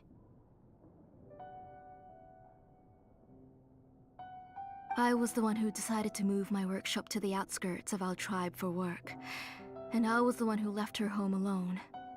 Oh, my daughter. My Nechka. Why do you have to suffer like this? Whoa, hey! It's okay, right? Nechka's getting better. She already has the strength to write letters now, doesn't she? Well, Shilonen has even brought her a gift. Sorry. I just can't control myself whenever I remember that time. Phew. Alright. It's not every day that we get guests. I really shouldn't be crying like this. I asked someone to buy some ingredients for me. So, why don't you stay for dinner tonight? I'll make some shrimp bisque, grilled fish and mint sauce, and tower tacos. We'll help. That sounds like a lot to make, and we don't want you to tire yourself out. Huh? She mentioned all those delicious dishes, and you're just going to make a fried egg? Thank you both, but don't worry. It's just a few dishes. I'll be fine. You three just need to make sure everything gets eaten up. I can't eat a lot at this age. Oh, we haven't had anything to eat yet, so don't worry. We'll make sure there are no leftovers. Ah, it just occurred to me that Shilonen likes to eat cheesy crab hot pot. Why don't I make that instead of the grilled fish and mint sauce? I remember you don't like picking out fish bones. Nah, both are fine with me. I've learned to just chew up the fish bones now. Oh, come on now. If you don't want to pick out the bones, I can just take them out for you. Anyway, for dessert, would you like a cup of grain fruit or chocolate? Cup of grain fruit! How about a cup of green fruit mixed with chocolate? Okay, got it. I'll go start cooking, but could you do me a favor in the meantime? I ordered a bunch of ingredients, and they should be here any minute now. Would you go check by the door and see if they were already here? If so, please bring them in. Come on, Shilonen. Stop lying around. You shouldn't nap before dinner. It'll ruin your appetite. Hey, I'm not a kid anymore, you know. You don't have to worry about my appetite. That's beside the point. If you don't watch out for your health while you're still young, then when you get older, you'll... All right. I'm getting up. We'll go check on the ingredients with Shilonen. It isn't far, so it shouldn't take us long. That kid.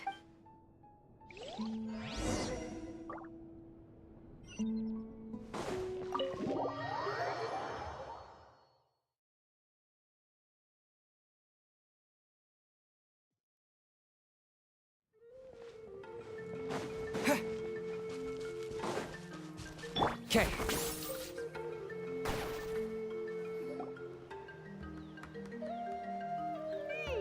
No one's come to deliver the ingredients yet. Paimon thought we'd see someone come flying down on a Yunkasaur as soon as we came out. A messenger from the Scions of the Canopy wouldn't be flying here. They usually come climbing down the cliffs nearby. No need to look. There isn't anyone on the cliffs. I just saw a ghost. Hey, you there. Sorry, but does Tlasoli live around here? Oh, are you the one who's supposed to deliver the ingredients? Ingredients? Are you kidding? I was nearly eaten myself. Never mind that now. Those monsters are still hot on my heels. Please, you've got to help me. Shilonen, where'd she go? Whoa, she's already gone up to fight the monsters! Let's go help her out!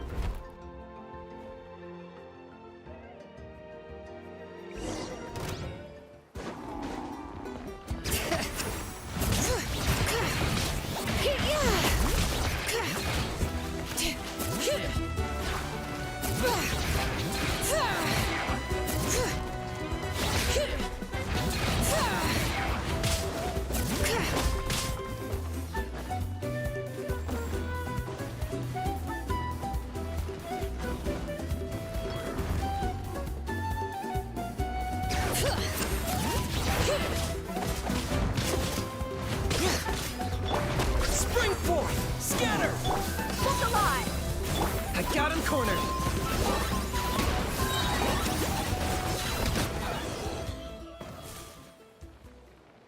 Alright, that should be it for the monsters.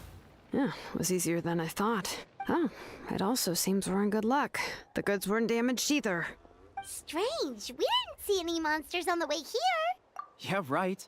I use this road to deliver goods all the time, and I've never been attacked like this before. It's the main road in and out of the tribe, so people often come here to clear out any monsters. This area is usually very safe. I don't know what happened, but it seems like all the monsters around here have gone berserk. Tlasoli doesn't even forge ancient names anymore, so why can't she just move back to the tribe? If she comes back, Nachka will even be able to find some playmates. She's so young and hasn't even, Nachka's playmates. No, wait, I feel like my kids have played with her before. They've even told me about Nachka's favorite game. If I remember right, it was strange. I always remembered it before. How could I forget all of a sudden? Look at that! He has a blaze gem inscription too! You should go back to the tribe. It seems like you had quite the scare today. We'll take the ingredients back for you. I'll carry these bags, and you two can carry the rest. Huh? Oh, sure. Paimon can take care of these grapefruit that fell out of the bag. If you say so. Thank you so much. I guess today's just a really bad day for me to go outside. That's so weird. Why is everyone we run into today having trouble remembering stuff? Paimon's not sure how to say it, but she's got a strange feeling about this. Like it's all somehow related. Once you live long enough, you'll eventually start experiencing strange days like this. Let's bring the ingredients back. Otherwise, we won't have anything to eat tonight.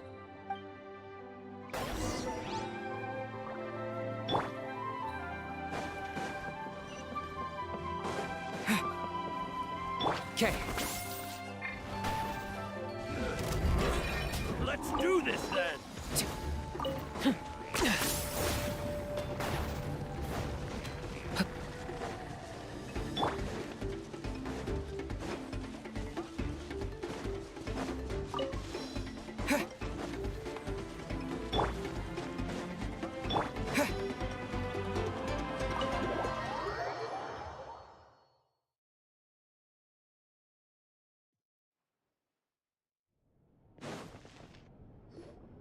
Ah, you're finally back.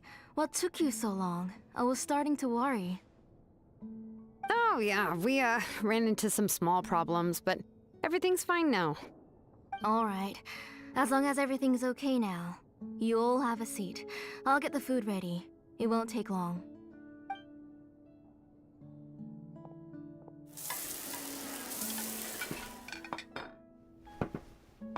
Whoa, there's so much tasty food! You're amazing, Tlasoli! They were all pretty simple dishes to make. Don't be shy. Dig in, everyone. But Paimon can't reach that dish! Could you give Paimon some? Come on! Ooh, yeah. Can I get another serving, please? You're done already? Do you even chew when you're eating? Of course! Didn't I say that I chew up the fish bones? I'll have just one more fish and leave the rest for Nachka. It's okay. Just go ahead and eat all you'd like. Nachka can't eat these dishes anyway. Her body is too weak to digest these kinds of things. I'll just make some broth for her. Oh no. But Paimon thought she'd already recovered from her illness. Injuries caused by the Abyss cannot be undone. The doctor said the fact that she's stable is already quite a miracle. But it's okay. Nachka can talk to me now and can even hold my hand. That's more than I could ask for. Even if she will never again know that I am her mother. What do you mean? The doctor said the Abyss has had an irreversible effect on Nachka's soul. She's lost all her memories from before she was injured. The doctor also said this sort of memory loss isn't like simply forgetting something. Rather, She can no longer remember anything from before that fateful day. Huh? But how does that happen? You know about the woven scrolls that the Masters of the Night Wind use to record things, right? Well, generally speaking, forgetting things is like when the woven scrolls would gradually start to fade. As long as you repaint and weave the threads again, the faded memories will come back to life. But the case of Nechka's memory loss is as if her woven scroll had been cut in two, and the portion of the past was burnt to ashes. The books she loved to read, the flowers she took joy to grow, and the time she spent in this house were all cut off by the abyss, and can never be retrieved again. As one example of that, Nechka now only sees me as a strange, unfamiliar auntie who claims to be her mother. She's a good kid, and doesn't want to upset this lady who's been taking care of her so much, so she still calls me Mom. But I've always had a feeling that she's constantly wondering about things like, where is her real mother? Why is she stuck here in this house? Was she abandoned? Nechka really has no idea that her real mother is right in front of her, and has never left. So you plan on recreating Nechka's woven scroll, all by yourself? What do you mean? Or should I say, you've already started reweaving that scroll long ago. The delivery guys. I saw it hanging from his waist, so I asked to borrow it from him. Don't worry, I'll return the inscription to him once we've figured everything out. These things aren't cheap, after all. When did you know? Yeah, I noticed it back when Blaze Gem inscriptions suddenly became popular among the tribe. It was then that I also noticed that everyone wearing Blaze Gem inscriptions had varying degrees of memory loss. Traveler, you've picked up on it too, haven't you? Accessories made using ancient names forging techniques. For what's only supposed to be a pretty souvenir, this inscription contains a phlogiston engraving with a truly overkill level of complexity. The shapes and patterns of these engravings are also identical to that of an ancient name. By making just a few slight adjustments to the layout and connections of the main pattern, you can pretty much qualify this Blaze Gem inscription as a bona fide ancient name. And yet, you've never told anyone about these engravings in the Blaze Gem inscriptions that can be activated at any time. Am I right, Auntie? I knew you were a sharp one, Shilonen. That's right. I have a way to cure Nechka and restore all her memories. It's actually quite simple. I want to forge an ancient name for Nechka that contains all of her past memories. And the reason they must be approved by the Wyab is because the memories they bear are all stored within the ley lines. Extracting those memories from the ley lines requires the Wyab's assistance. But your plan wouldn't need you to do any of that, right, Auntie? Your Blaze Gem inscriptions will help you complete that part of your plan in the ley line's place. You will use the inscriptions to form a massive memory bank for Nechka, and the ancient names you're trying to forge will be used to extract corresponding memories from the memory bank. A memory bank? Wait, so the reason all those people were having trouble remembering stuff is because the Blaze Gem inscriptions took away any memories related to Nechka? Using other people's memories of Nechka to reconstruct her past? This is the first time I've heard of such an idea. You've seen through my plans, Shilonen. You're as outstanding as ever. Far more brilliant than me. I intend to use this method to collate all the memories related to Nechka and allow her to regain her past again. But wouldn't extracting memories like that hurt the person carrying the Blaze Gem inscription? Not at all. Every time a Blaze Gem inscription extracts memories, the process is under my precise control. That way, there's no chance of anyone in the tribe getting hurt. This is the central inscription that controls all the other Blaze Gem inscription, which will also soon serve as Nechka's ancient name. You made all of this yourself, Tlasoli? Yes. It was lots and lots of work. It was truly exhausting. Or perhaps I've just grown old. You saw it yourself. I nearly fainted just from being in the sun. I could collapse tomorrow, or even in the next few moments. But Nechka's ancient name is still far from completion. I've solved the issue of storing memories, but I still don't know how to connect Nechka up to this central inscription. I've thought you just modify your own ancient name. I considered it, but this matter doesn't have anything to do with my ancient name. It's of no help to me, and I don't need its help now. You know the price to pay for making something like this. Yes, I do. But as long as I can get my Nechka back, I'm willing to do whatever it takes. Otherwise, Nechka won't have any chance of reclaiming her past once I'm dead and gone. She won't remember me, and she won't even remember why her name is Nechka. When that time comes, she'll be left to drift around the world all alone, unknowing of where she came from or where she should go. She is my daughter, the one to whom I gave the Nechka name. Whether it be as her mother or as a name engraver, I can't simply stand by and let her name disappear. Shilonin! I'll take the central inscription with me. I'm going to completely disassemble it to confirm its components and uses, and I won't make any promises until I've checked everything. Say goodnight to Nechka for me, Auntie. Oh, wait. I've also finished the inscriptions for the Traveler in Paimon. Let me fetch them for you. I'm sorry it took me so long to finish them. Hold on, Auntie. The Traveler and Paimon have never met Nechka before, so you can't draw any memories from them. That wasn't my intention. They're just ordinary gifts. Please, take them. Huh? What was that noise? Nechka must have woken up and wants to get out of bed on her own. Sorry, I'll go check on her first. Nechka! Don't try to get out of bed. Just tell Mom if you need anything. You go ahead and take care of Nechka, Auntie. Let's go, Traveler and Paimon. There are a few things I want to tell you.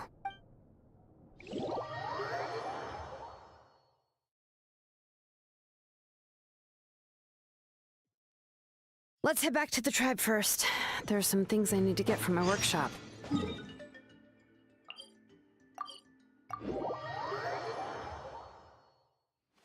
Disassembling the central inscription?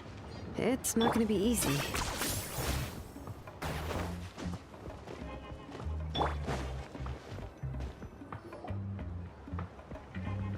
You two can wait outside for a moment. I just need to go in and grab something. The workshop...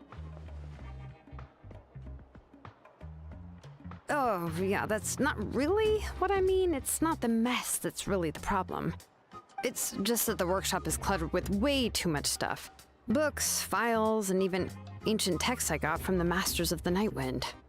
Everything's piled up to the ceiling. You probably won't know where to step once you're inside. Kachina suffered quite an unfortunate series of events the last time she went inside. Well, I suppose it was my fault for being so focused on searching for information at the time that I forgot to lock the door.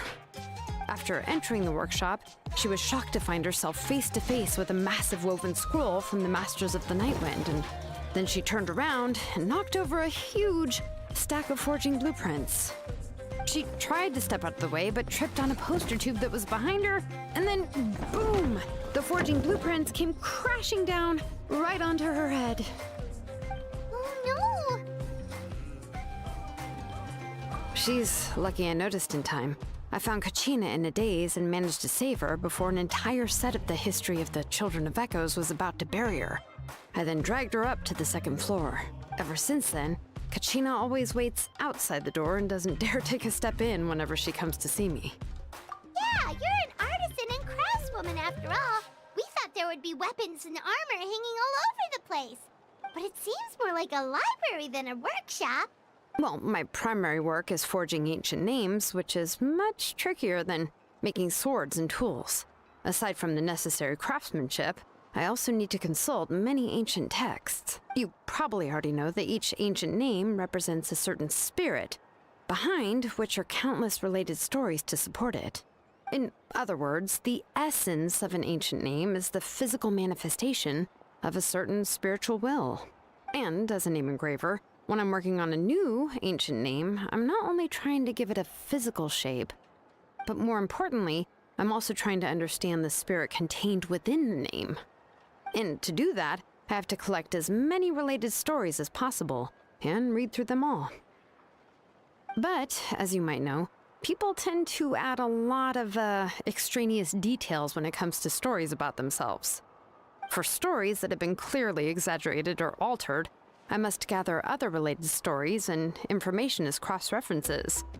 This way, I can filter out all the absurd and exaggerated details and restore the person's life to its true nature. Only in true stories can you find the authentic spirit, and this is the only way for the spirit to become an ancient name that matches its essence. We've heard about the concept behind ancient names before, but after hearing you explain the details, I can't help but think that ancient names are really powerful. Well, no matter how powerful ancient names could be, they would never be able to suddenly turn into a blade or allow you to smash through an entire cliff in one punch. It's just a form of a spiritual power that's passed down from generation to generation. It doesn't have those kinds of physically tangible effects. Take your own name, for example. From the moment you appeared in this world, some person had already prepared a blessing for you, and that person then condensed this blessing into your name and gave it to you as a gift. It may feel like the moment you received your name is already in the past, but it will always stay with you and move with you in the future. Names are blessings for the future from people standing in the past. Well, that's what Auntie once told me. With this blessing, people will become more confident as they walk into their future. To put it another way, it's like having a lamp in your hand as you walk through the darkness of night. Oh, Paimon gets that!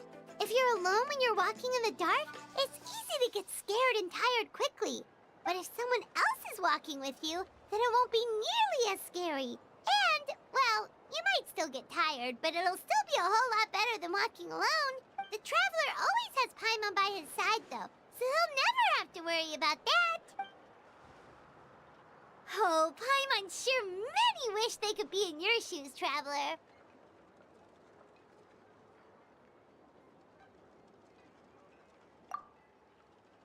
Paimon's always flying! Of course it gets tiring!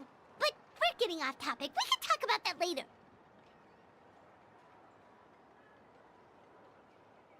Anyway, this is what Clisoli told me when I was training as a name engraver. And to be honest, I've only understood 20% of what she said at most. I've never been able to figure out the rest. But doesn't that mean you basically don't get it? Well, that's not entirely true. Auntie and I have at least come to a consensus on the most important thing. You know what? I am sick of talking. We can talk about all of this later. Please, wait a moment while I grab my things.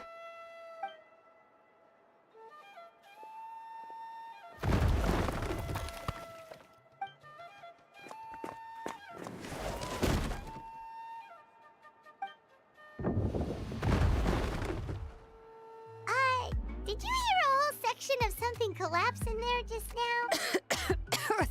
It's fine, it's fine. It was just a bunch of very old ancient name records. I've already made copies of them. I, kept this set of phlogiston wedges in the back, so it wasn't easy to take out. I had to resort to brute force. Come on, let's go disassemble the central inscription. It shouldn't take long.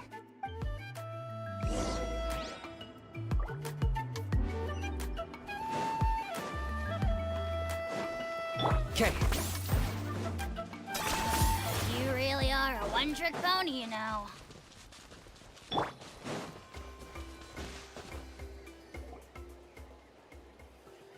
Here we are. This is the place. This cliff is pretty high. What are we going to do here? Are we going to climb to the very top and then throw this inscription down the cliff?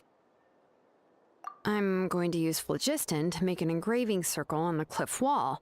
That will allow me to investigate the internals of the central inscription. Now let me see if this thing can even turn on.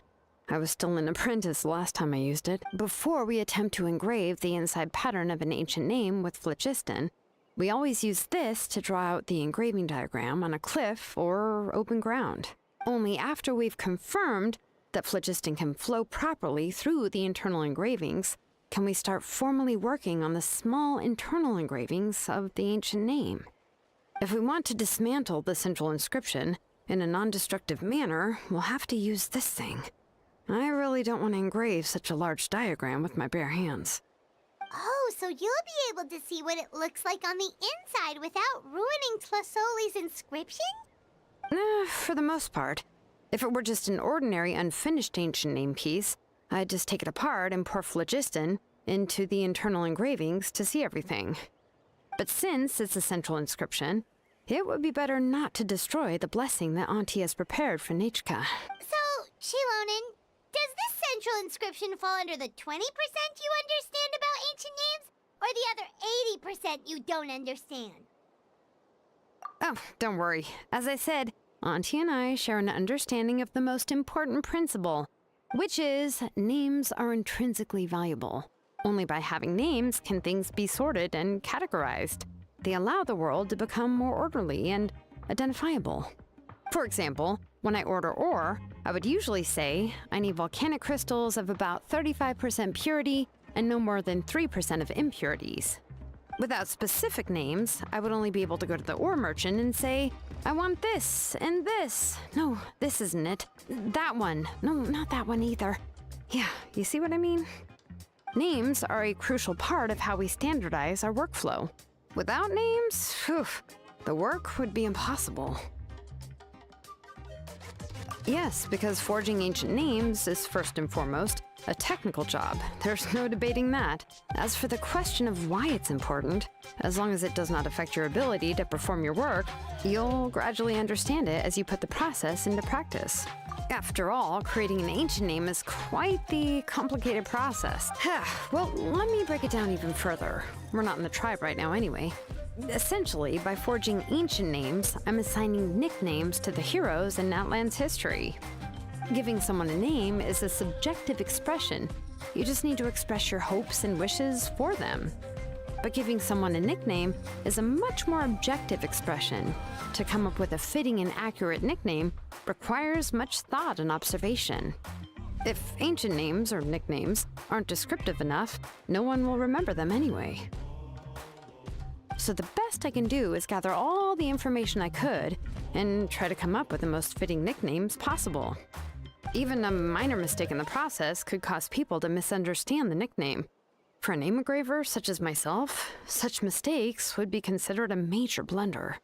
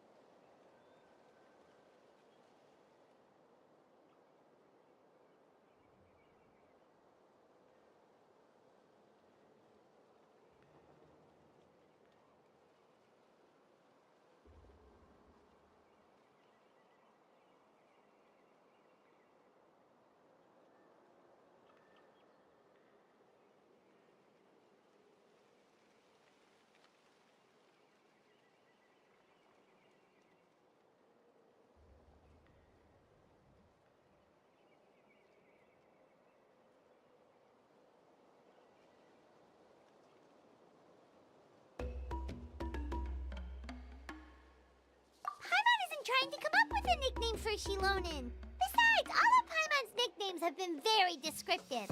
Everyone can remember them. Phew. Now I'm curious. Why don't you, come up with one for me? Are you serious? Of course. This is also my line of work, you know.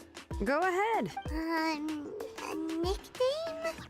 Shilonen. Well, she uses phlogiston to forge weapons and make names for others.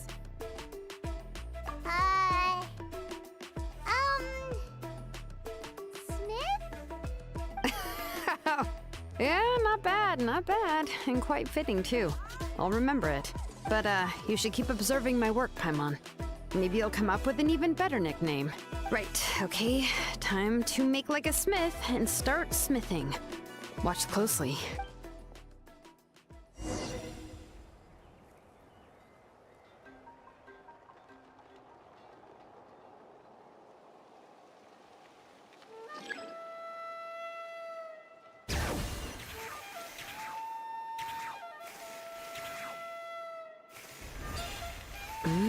Adjust the inclination by 2 degrees.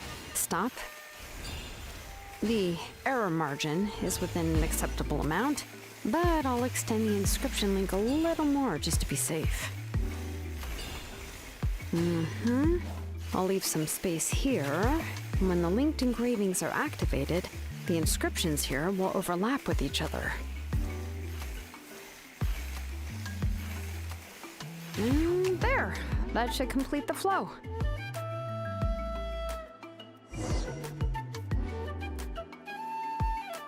Amazing, Shilonen! You were running all over that cliff as if it was flat ground! Oh no, it doesn't have anything to do with my tribe. It's just the phlogiston adhesive I have on my shoes. But after all that running around, I'll have to infuse them with more phlogiston again. Huh. I should prepare a spare supply of phlogiston to bring with me next time. More or less, yeah. I usually have at least the key equipment on hand. I can show them to you when we next find the time, but let's get to work first. Let me see. Start with Anchor 1 and activate it with Density 3 phlogiston.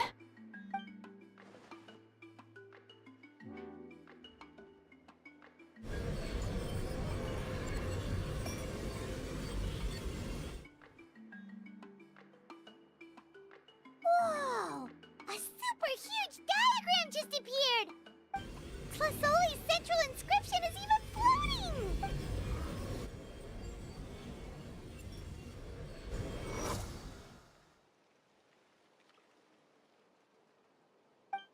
So are you done checking the inscription, Shilonen? How does it look? I didn't find any anomalies in the phlogiston engraving. All the adjustments are indeed based on ancient name engraving techniques. That means we can help Tlasoli and Nichka now, right? Well, probably, but I have good news and bad news. Oh, but I'm also just going to go ahead and share both, so it's not like you'll have a choice in the matter. Paimon will cover her ears after the good news. Well, even if you cover your ears, the issue will still continue to exist. But, before we get to that, I want to ask the Traveler a question. What are your thoughts on absorbing memories? I knew you felt the same way, and that'll save me some initial explanation. I've never been very good at that anyway. It's, hard to control the absorption of memories. Technically speaking, this type of inscription has the power to do far more than absorb memories related to a single person. By herself, Auntie can't handle that level and scope of work, but if she has accomplices, it is completely possible for her to use this inscription to accomplish far bigger things. Accomplices? You make it sound like she's committing a crime! Well, here's the good news. Yes, this Blaze Gem inscription would be the perfect tool to commit crimes, but we haven't found any accomplices or signs that she intends to put it to such uses. From a purely objective standpoint, we can consider that possibility as yet to be confirmed for now. The bad news is, there's still an underlying problem with this Blaze Gem inscription that cannot be ignored. I believe I've mentioned this before. Ancient names operate with the help of the Wyab, granting them the power to read information kept in the ley lines. In this process, the Wyab actually function like relays, helping the ancient name bearer sense the information from within the ley lines. If you remove the Wyab from the process and don't use any tools, then finding a specific story is akin to trying to scoop up a specific grain of sand from a rushing river. Yeah, exactly. Anyone who attempts to do so will likely lose most of their cognitive function or become a babbling madman who talks to themselves all day long. Now, let's consider the memories that Auntie has gathered as the ley line, and Nichka as the only ancient name bearer of this ley line. There's no way Auntie would let Nichka plunge into the river of memories without any tools. She'd only be overwhelmed by the surge of memories. And considering that Nichka has forgotten all of her past, she'll be unable to work on her own to accurately find the correct past. Only Aunt Tlasoli can help her filter the correct memories of her past. So, if my hypothesis is correct, Auntie is actually planning on turning herself into Nichka's Wyab to help her extract the corresponding memories in the different situations she may face. In an ideal world, this would be perfectly fine, as long as every extracted memory is correct. Nichka would essentially be getting her past back. And I also believe that there won't be any mistakes in everything that Auntie remembers about Nechka. But Auntie is not a Wyab. Her body won't be able to handle the load for long. But how can we solve this problem? No matter how we try, Tlasoli will... Names are blessings for the future from people standing in the past. I've also made up my mind. Come on, let's go see Auntie.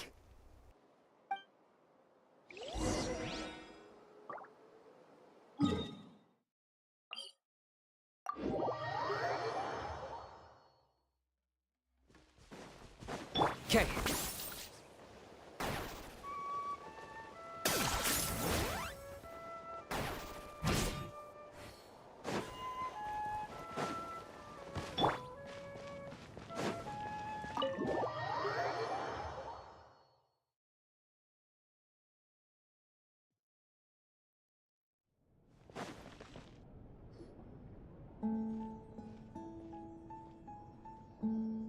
Ah, Shilonen.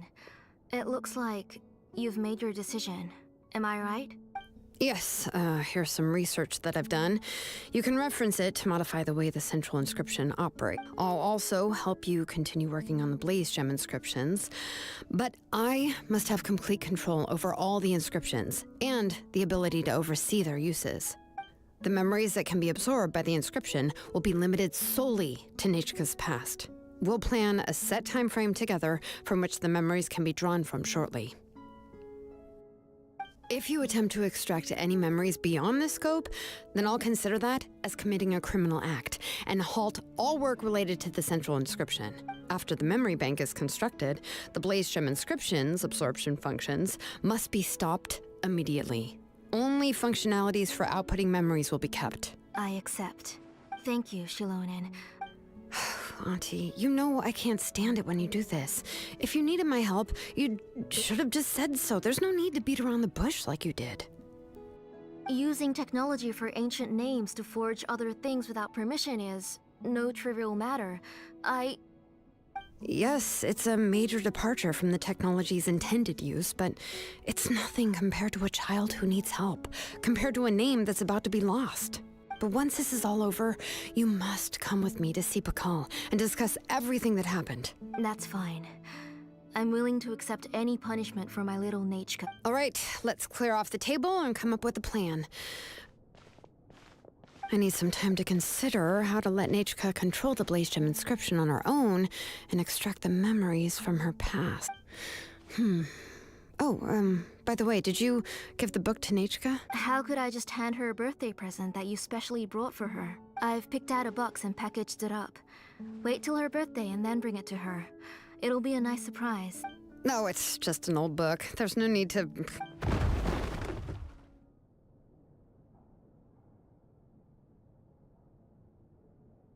Oh! Is Nechka up again? But what was all that noise? It sounded like something broke! Uh-oh! What if something fell on her? We should check. Paimon will go have a look. Nechka, don't hurt yourself. Shilonen, is that you? You're Nechka? How many times have I told you? Don't get out of bed on your own. You were running a fever yesterday. Hello, Nechka. Thank you for the book. I've already read it several times. You've already read it? But didn't Tlasoli package up the book that Shilonen brought? No. She's all mixed up. The one she read isn't from Shilonen. It's one I bought for her before. A few days ago, she told me she wanted a book. I know nothing about these kinds of books, so I had no choice but to go to the tribe and look for a copy. I eventually found one and bought it for her. I put it in her room once I got back. Soon after, she suddenly developed a fever. I was so busy taking care of her that I forgot about the book and even forgot that she had asked you for a gift.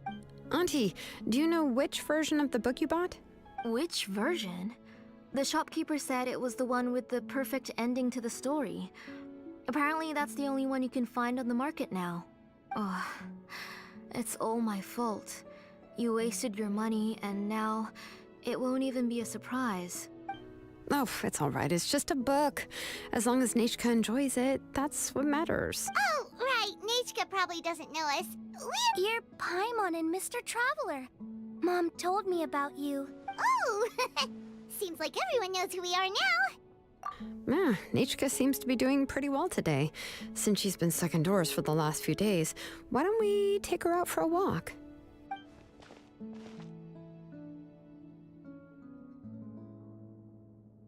Take her for a walk. But considering her condition, I don't think she... Oh, don't worry, Auntie. She'll be safe with the Traveler and me. We won't leave the tribe, and if anything comes up, we'll be sure to find the doctor immediately. Besides, it's her birthday in a few days, and we need to go to the tribe to buy some things. What do you think, Auntie? I promise I'll be good, Mom. Didn't you say before that I need more fresh air? All right. As you wish. I also happen to have a few repaired Blaze Gem inscriptions that I need to get back to the tribe. We can go together. Wait for a moment. I'll go get Nachka's water bottle and some towels. Some medicine. Oh, and a parasol.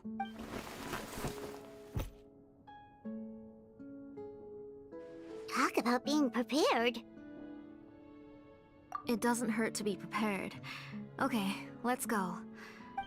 Oh, you can let me carry these. And don't be a stranger, Nichka. Feel free to tell us anything. And even I was quite a handful for Auntie when I was little. Yeah! It's not often you get to go out to play, so just have fun. Everything will be fine. Okay. Thanks, everyone. And please don't worry, Mom. I'll be good. Let's go look for Ignal. I've had her Blaze Gem inscription for a while now.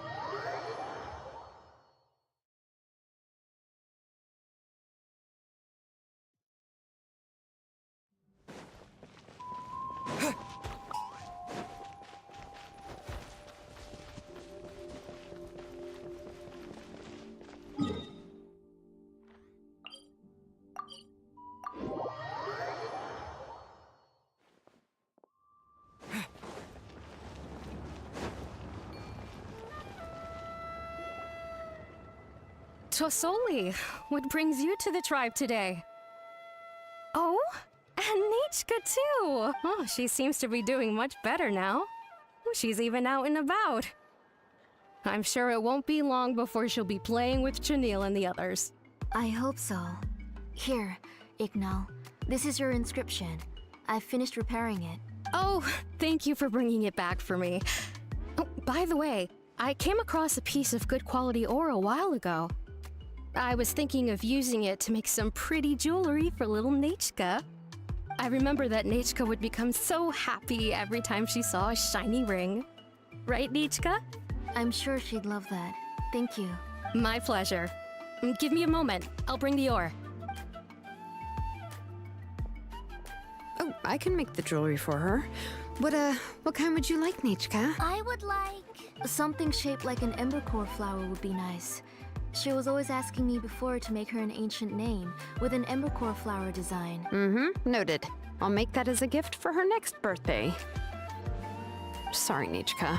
It won't be a surprise for you. That's okay. Thank you, Shilonen. Found it! Sorry to keep you waiting. Here, please take it. By the way, Nichka, feel free to write to me if you ever want to know more about ores. Well, I was shocked last time when you wrote me out of the blue asking for a volcanic crystal. Sorry about that.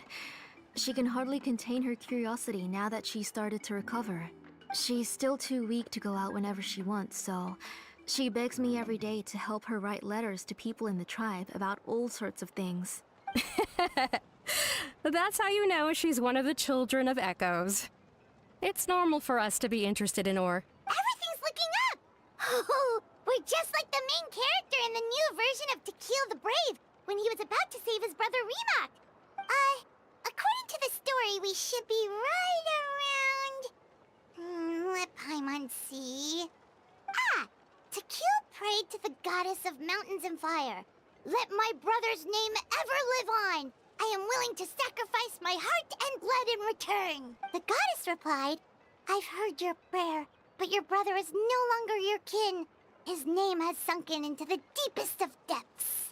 Then Tequil said, turn my blood to fire so my heart may illuminate the depths. I will bring my brother back before my blood runs dry. Oh, you remembered that whole line, Nechka? Paimon remembers that's exactly what the book... huh? Wait, what did the book say? Paimon finished both books in one sitting. A lot of their content is nearly the same, so it's easy to get mixed up. But the ending in the older version is more interesting. Even if it's hard for kids to, well, completely understand. Oh, wait! Nechka hasn't read the other ending. It's okay, just wait a bit and Paimon will read it out for you. That's not true. Actually, I already know the other ending. You already know the other ending? But didn't you only read the edition your mom got for you? Hey, what are you all chatting about so happily? Huh? Mom. Mr. Traveler and I were just talking about the ending of that book. We were just talking about how the bad guy was defeated and everyone returned home safely. It's a really happy ending.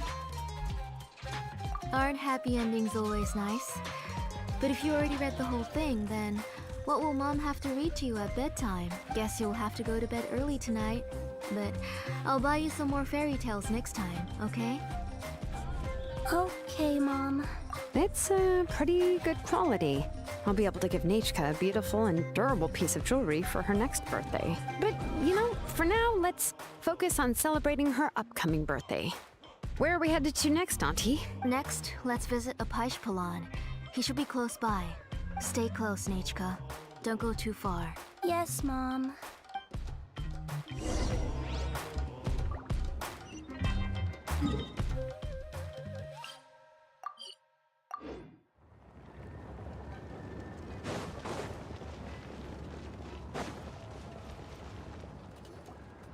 Why do my eyebrows keep twitching today? Strange.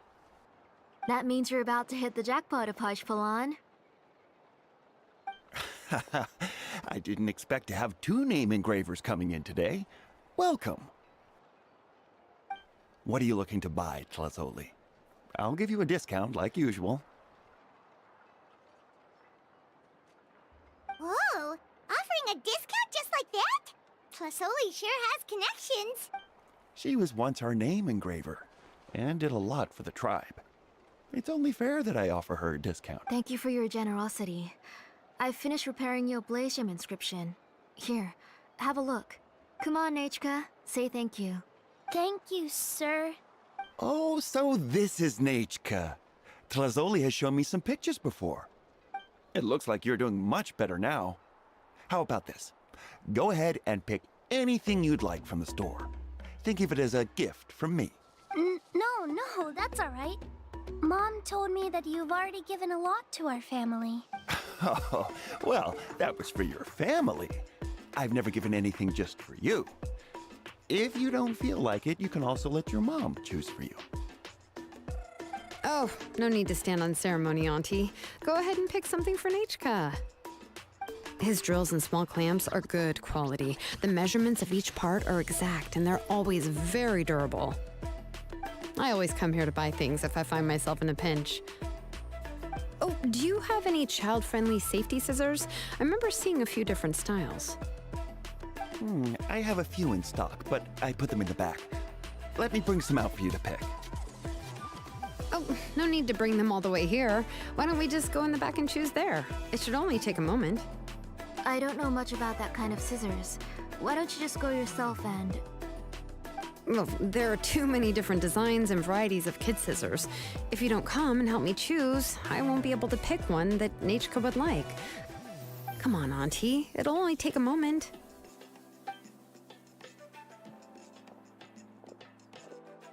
And there goes Shalon dragging Tlazoli off to buy more stuff.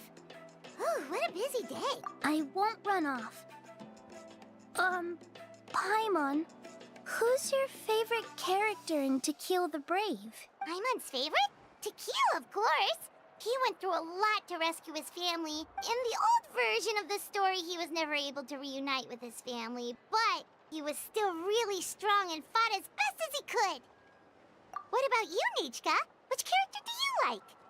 I like Remak. Oh, the one who was possessed by Coatlicue, but never forgot his brother Tequil. He was also an amazing character. If it wasn't for his determination, both he and his brother would have been defeated by Coatlicue in the final battle.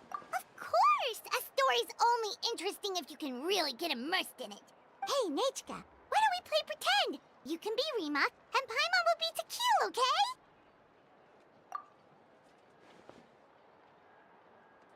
Mr. Traveler, can I play the role of Coatlicue? But isn't she the villain?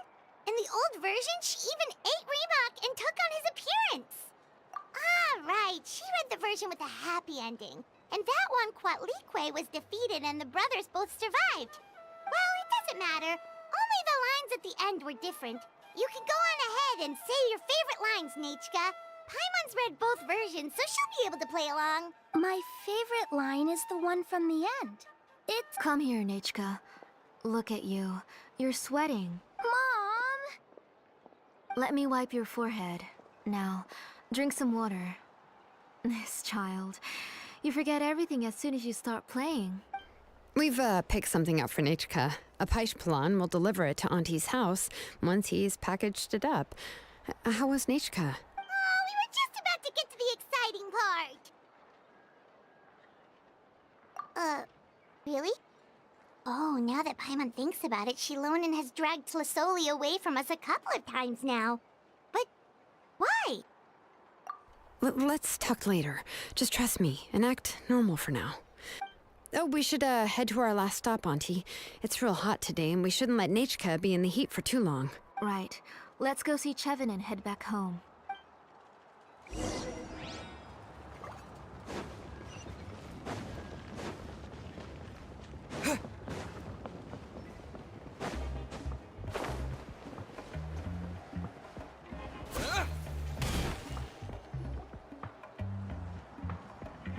I finished repairing your Blaze Gem inscription, Chevin. I've also reinforced it so it shouldn't fall apart so easily now. Thank you. How about the volcanic crystal? Was it usable? Yes, thanks for that. You're welcome. I just want to see Nechka get better. Thank you, Miss Chevin. It's fine. Honestly, you're both too polite for your own good. I was wondering where you got the ore for such a large-scale Blaze Gem inscription. So you must be one of Auntie's accomplices, then. Oh, Shilonen. We already know what's going on. You had me worried there. I thought we'd been found out.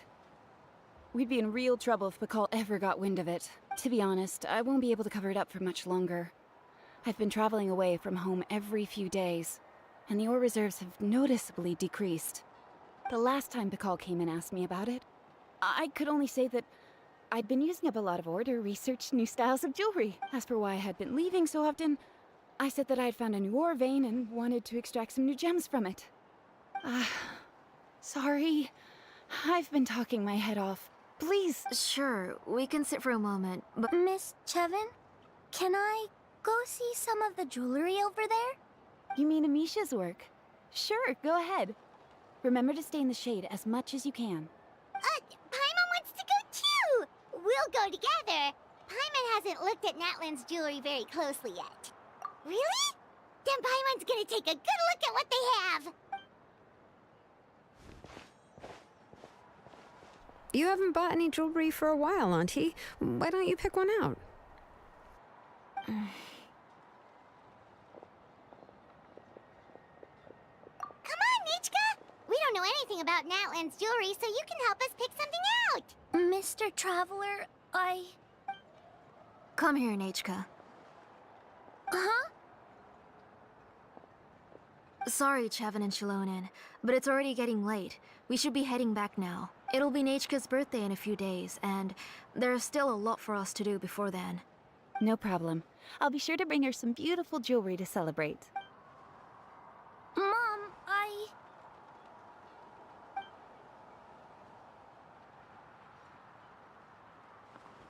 You're getting hot again.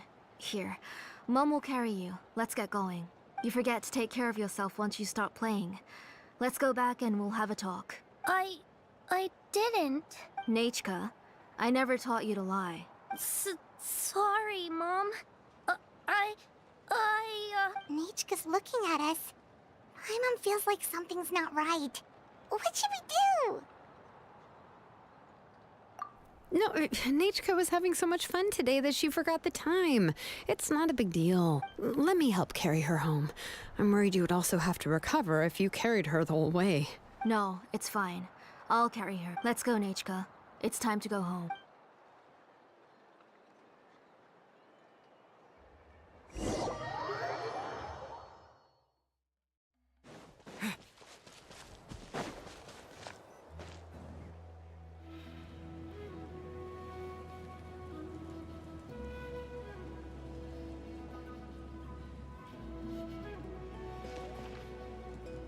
Thank you, everyone, for spending so much time with us today. Please be sure to come to Nichka's birthday party. Alright, it's nearly bedtime for Nichka, so let's part our ways here. Oh, Auntie, remember to give her the book, that copy of To Kill the Brave I brought. I went to a lot of trouble to find it. I understand. Really, do you think I'd let your efforts go to waste? It's very special to receive a book from you. I'm sure she'll put it somewhere safe. Right, Nichka? Yeah. Thanks, Shilonen. Oh, put it somewhere? Isn't she going to read it? Well, I've read the story to her many times already. She's even memorized nearly every line. No, that won't be a problem, Auntie. Nichka's probably never heard this version of To Kill the Brave. Oh. What's different about this version? The majority is about the same, but the ending is different from the one that you bought her. The one I gave her is the unedited version that was originally published. It was released long before Nichka fell ill. Oh, but I remember you were never very interested in fairy tales, Shilonen. Huh. Well, I was just thinking that if what you said about Nichka's illness is true, she shouldn't be able to remember anything about her past before her illness. So, the ending to the original version of To Kill the Brave is also part of the past that she should have forgotten. In other words, if she hasn't recently read the old version of the story, then she shouldn't possibly know the ending. I don't understand. Why are you so concerned about the ending of this book? Even if she does remember the ending, what does that prove? Maybe she snuck out somewhere when I wasn't watching and read the first edition of the story. Yeah, okay, that is a possibility. After all, she does remember things that have happened recently. In which case, yeah, let's go ask around the tribe and see if anyone remembers Nichka reading the book. There are only a few shops in the tribe that sell books, or we can just ask Nichka where she'd read it. The booksellers all have inscriptions, so there's a chance that their memories... So, you admit that the inscriptions can affect the tribe's current memories? I was very clear that I would consider that a crime and would stop all work on it. There must be a few more books at home. I do not wish to see your blood be reduced to ash, but I have seen the light of your heart and spirit. I beg your pardon? Nichka, where did you read that book? Answer me. Go home, Nichka. Are you disobeying me? You're the one who wrote me the letter, Nichka. You're the one who wanted the book. Only you can speak for yourself. We're listening, Nichka. Right here, right now. Remember my name, brother. As long as you remember me, I will never have left. Silence. That's the line from the old ending. Nichka remembers it! I know everything. Shilonen, help me, please! Something's blocking the door! Get back! Shilonen, wait for us! The tunnel is blocked. We can't go in. There might also be traps. Whoa. What are all those things on Nichka's walls? It seems Auntie put all the extra inscriptions she made here. If she's trying to finish that ancient name, there's only one place she could go. Come on, follow me.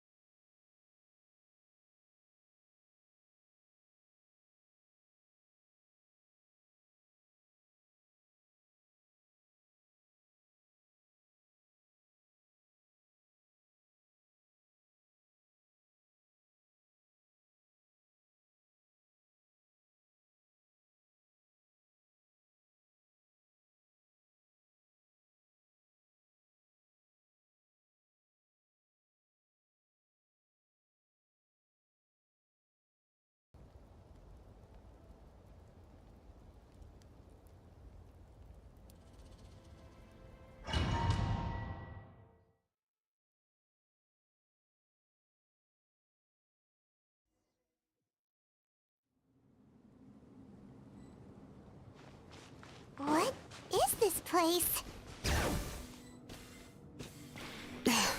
Auntie's workshop.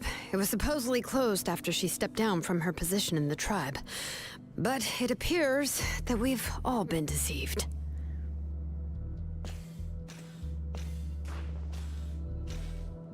Why are there people up ahead? Alright, let's If you're up finish to this shady fast. business, you have to hire shady people to help you. Let's go, don't hesitate! Locked up! Out of the way or get blown away! Out of the way or get blown away!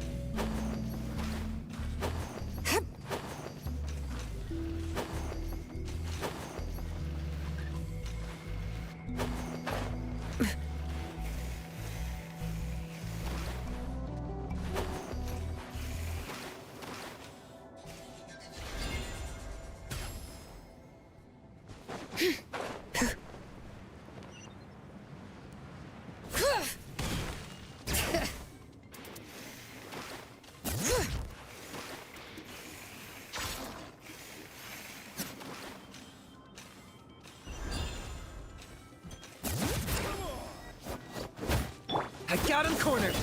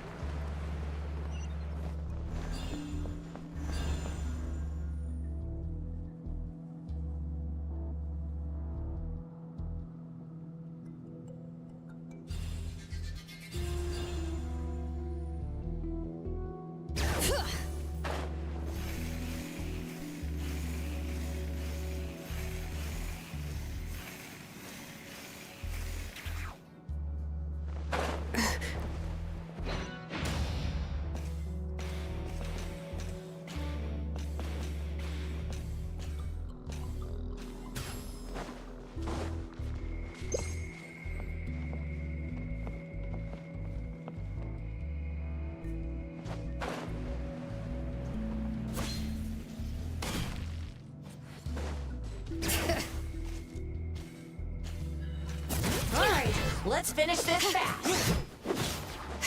Target acquired! That was quick. That was quick.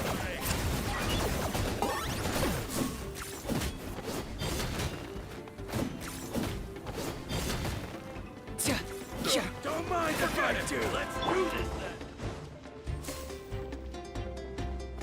Propagate!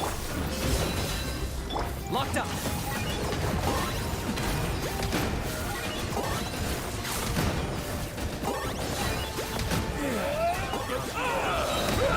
Yes, you are. The door's closed here too. Where should we go now? The transport system seems to still be functioning. Let's go look for the controls and get this cart running again. Maybe it can take us further inside.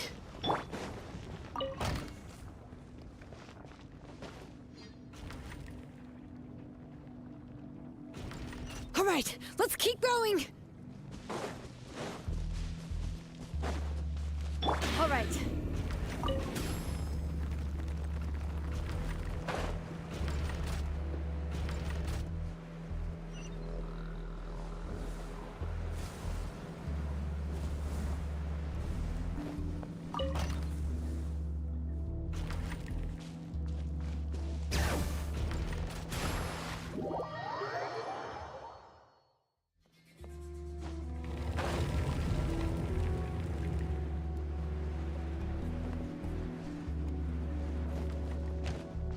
Bring it!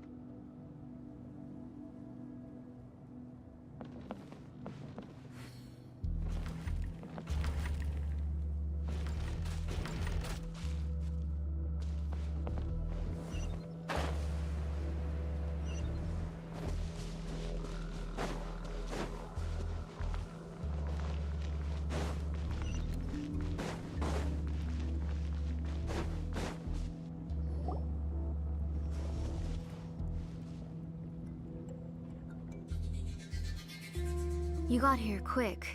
Impressive. Nechka's up there! What are you planning to do to her? I never lied to you. All this time, I've only been trying to save my daughter, even though she's not my daughter yet. But once everything is over, she will really become my Nechka. What is she saying? Is she not Nechka? So you figured it out. I want to use memories to awaken my Nechka. She has stayed in the Night Kingdom for far too long. She's afraid of the dark and cold. I'm the one who made her stay there alone, so I must bring her back. Don't worry, Nechka. Mom hasn't forgotten anything. She has always remembered your name.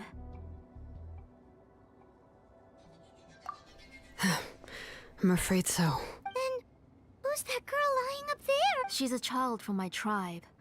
Her parents were killed in the same abyss attack. But wouldn't you know it, her birthday is the same as that of my Nechka. I raised her and took care of her for many years. I thought that taking her in would help me feel better. I was so happy the first time she was willing to call me Mom. But then, I suddenly felt very scared. Is she really my child? My child's name is Nechka. It could only be Nechka. How could I be happy? My little Nechka is still waiting for me to get her home. As I said, I only want to bring Nechka back, even if it costs me everything. And now, the time has come for me to pay.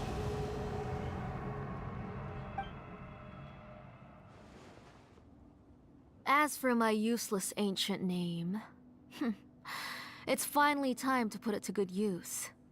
If you're not willing to help me, then you can become the fuel for Nechka's ancient name.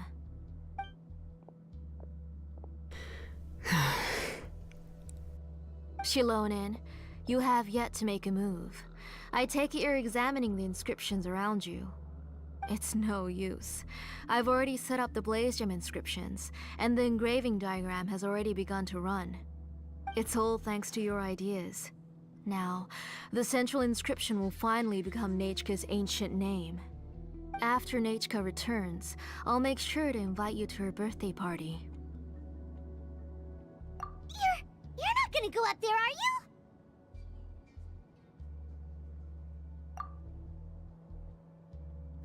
There's a flaw in this engraving diagram. The weak point is almost about to activate. So on my mark. Don't worry, Nechka. Don't worry. Mom is here. 3. Mom will always be with you. 2. Wake up, Nechka. Now. 1! It's alright. It's alright. You'll see Mommy soon. Nechka.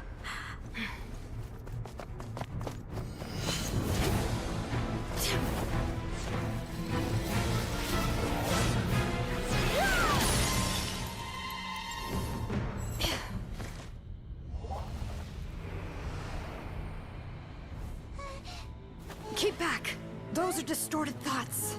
And the mists are the thoughts' twisted cries. If you become tainted by them, they will control you, and you'll never be free again.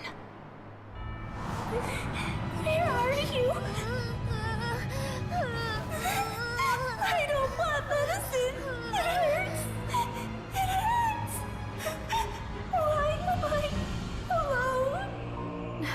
Nechka, why? No more medicine. Will you stay with me forever? Please never leave me again.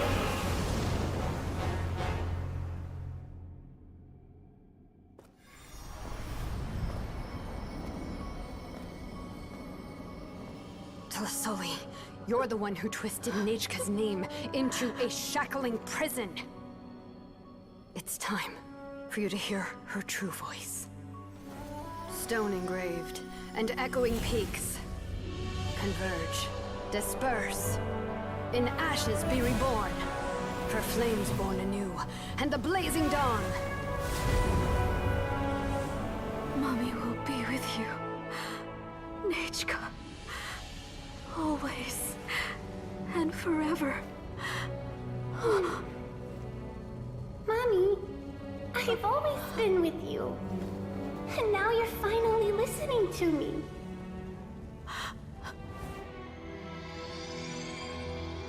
The old births the new, as flowers shield the roots, so life ever cycles until we return to the loam.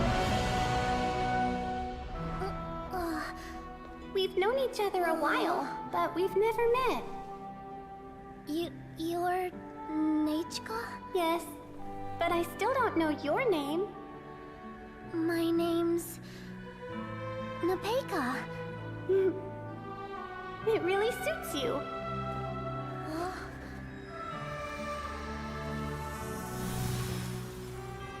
Nepeka, I bless you from the past and wish that every day of your future will be filled with peace and happiness.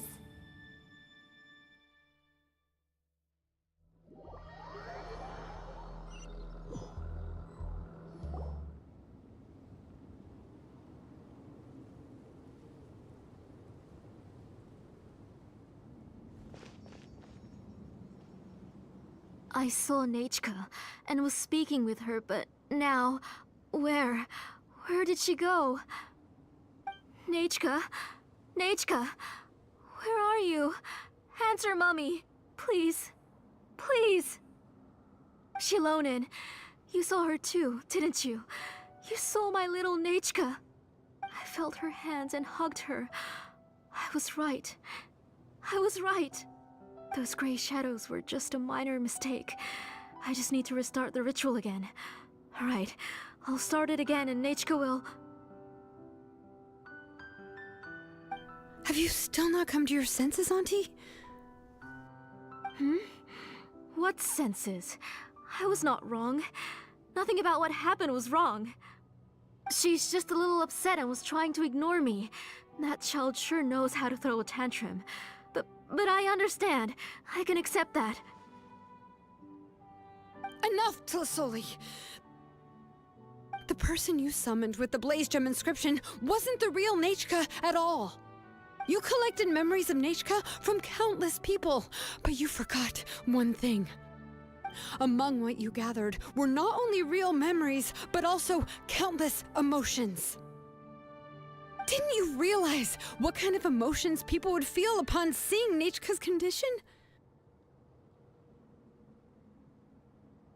When people held a dying child's hand, when they felt her faint breath and saw the helplessness in her eyes, when they sensed her body growing colder and colder, what could they feel but abject pain and sorrow?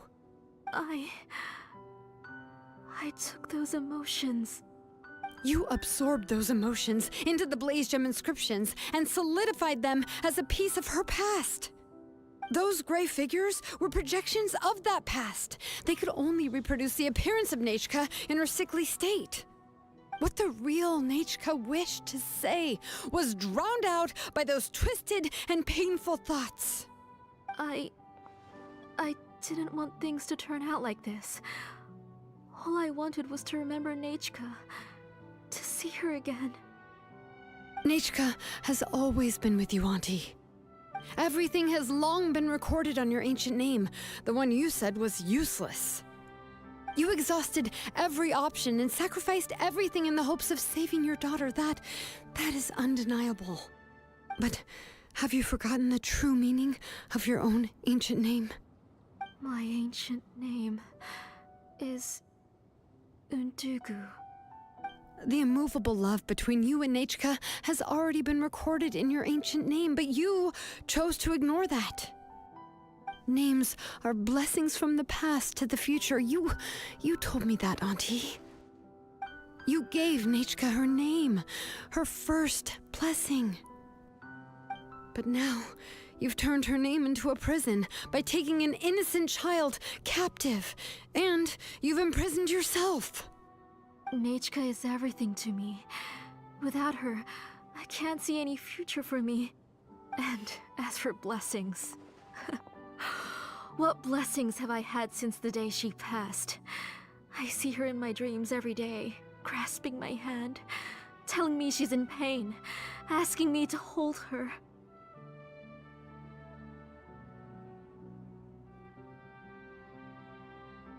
But I can't say anything. I can't grasp her hand. All I can do is shout her name over and over again until I wake up. Every day, every single day, I've hated myself, and ancient names too. Who knows? Maybe hate would have been the only thing left to her too. You think Nachka would have come to hate you?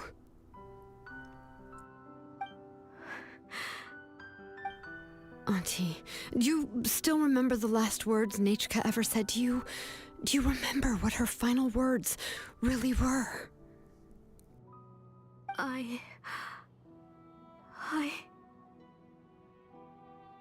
The reason you haven't felt blessed is because you've forgotten the true past. Auntie, you've been wallowing in memories of your imagination and refused to let go of them.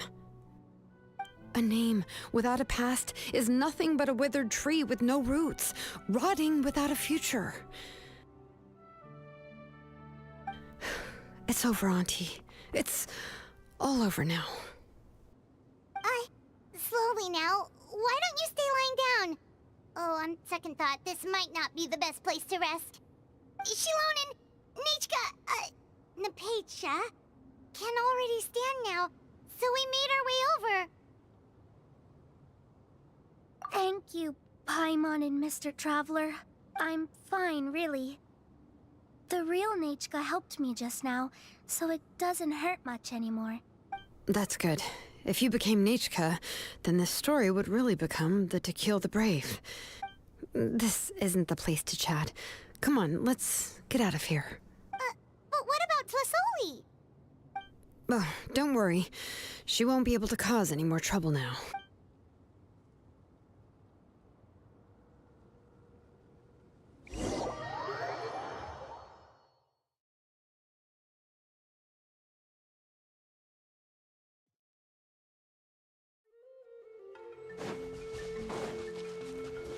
Okay.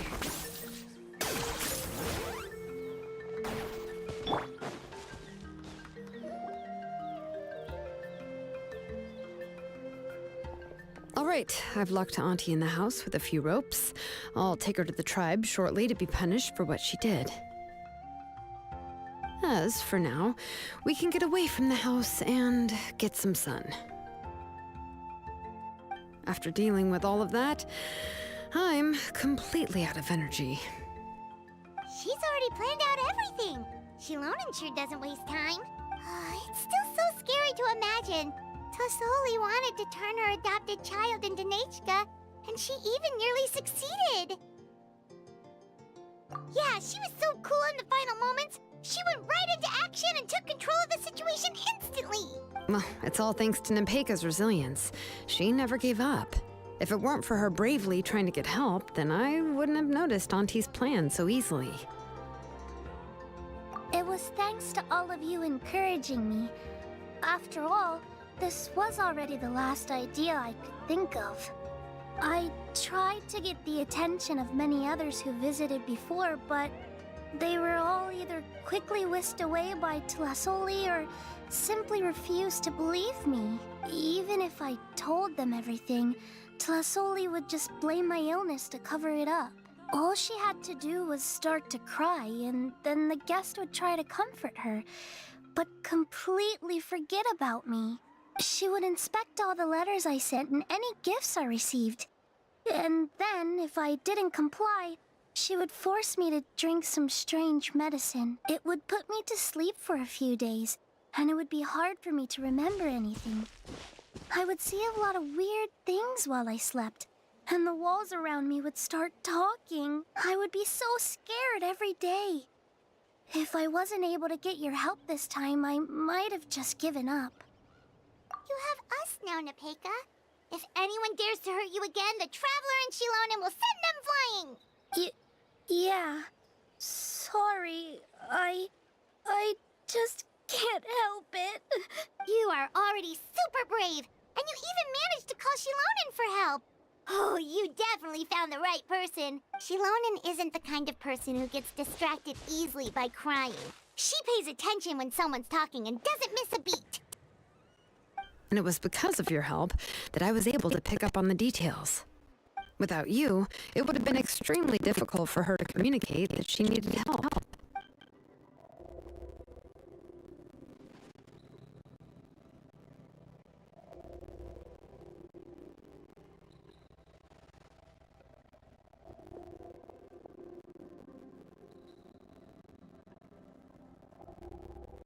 Tlasoli would certainly be more on guard if I tried to speak with her, and would probably have just kept Napeka locked up in her room again. So we had a part to play too! But where did Tlasoli even get the confidence to try this scheme? When Nachka was alive, surely many tribe members would have tried to help her. Was she not scared that someone would realize that Napeka wasn't Nachka? That's certainly a possibility. The inscription she created would not only collect information related to Nachka's past, but also actively erase people's memories of Nachka. It's similar to graffiti. If you want to paint something new on a wall that has been painted before, then first you must remove the old painting. It's possible that I was also one of her targets, which would explain why she was so willing to let me have the central inscription. Whoa, and you still took it? If it were Paimon, she would have thrown that thing away the first chance she had! Well, you can't uncover the truth without taking some risks, right? If I hadn't disassembled the inscription myself, I would have never realized her actual motives. So you suspected her from the very beginning? Oh, no, she's my auntie after all.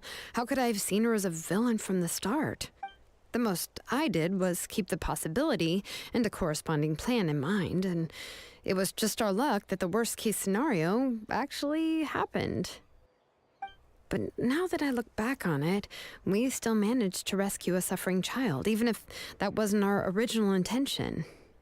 Anyway, I think we've just about summarized everything and praised each other enough by now. Everything is finally over, and Nepeka can finally be herself. So, what should I do now, Shilonen?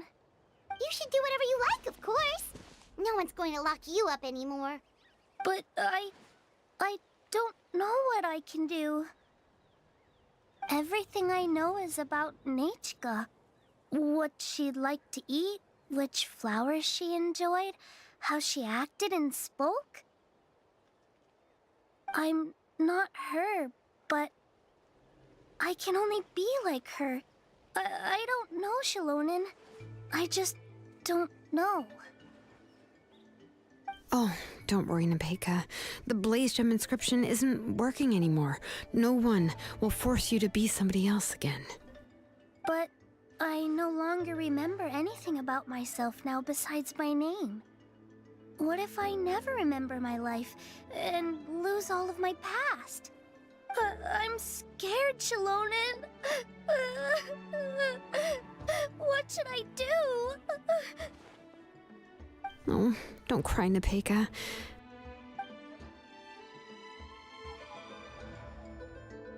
Here, take this. I took some ore from Tlasoli's collection and made this as a mold. A Blaze Gem inscription! You can make them too? Oh, of course not. It's just a pretty piece of stone. Take it. I've engraved your name, Nepeka, on the top. This is your first blessing, the one you received from a pair of people who loved you with all their hearts. It has always protected you and stood over you. For all of past, present, and future, it's never strayed far. But I don't even remember the names of my parents. I don't remember anything.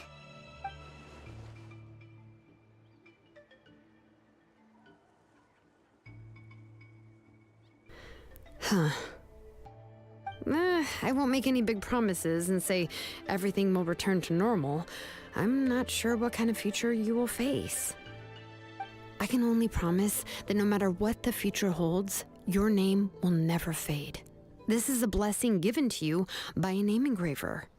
You'll continue to grow and mature as a sapling sprouts upward and becomes a healthy tree, or as birds spread their wings to fly high into the sky.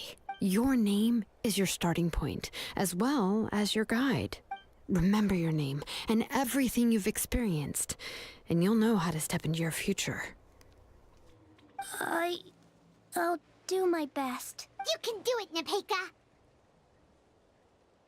Thank you all. Shilonen, Paimon, and Mr. Traveler. If you really can't come up with what to do, don't worry. Just relax and take it easy. We're from the same tribe after all. If nothing else works, I can always go to the elders and look up your history. And until then, you can stay at my workshop. I can handle another mouth to feed. Oh, I don't know if the plan will work. I'm not even sure who I should look for. Well, rather than placing our hopes on a plan that relies so heavily on luck, we should just focus on ourselves. Well, anyway, enough about all that for now.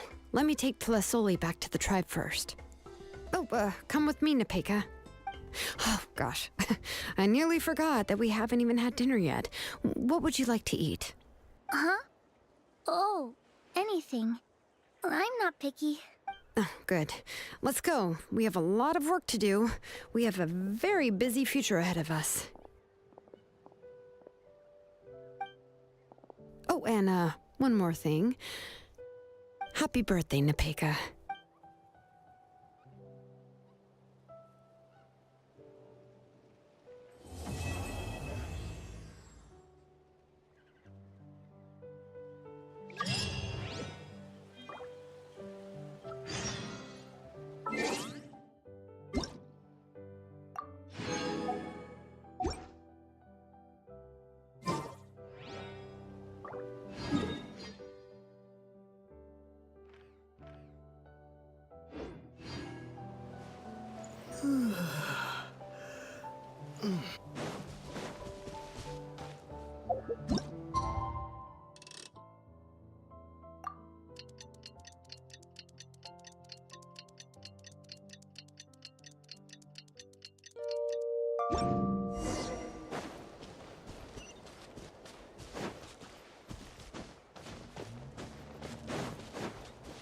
Okay.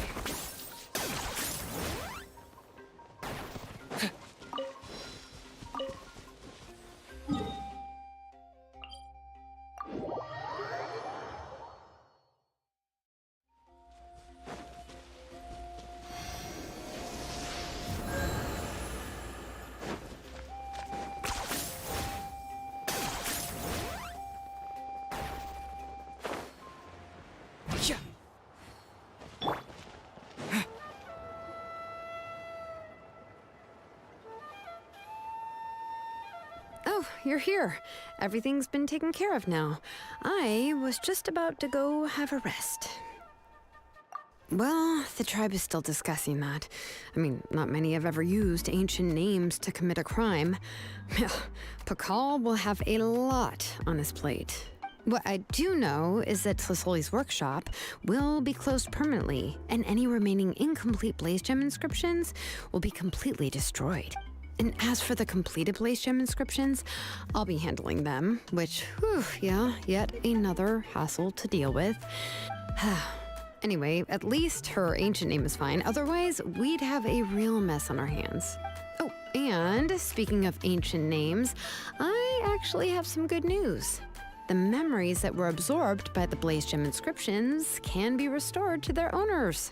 Now, once all the Blaze Gem inscriptions stop working, the memories will return to their respective owners. Yeah, that's right. Huh. Wait, now that I think about it, in her attempt to get Nechka to come back, Auntie made the entire tribe forget about her. Now, Nechka really is gone, but everyone is about to remember her. Whew, what a bizarre turn of events.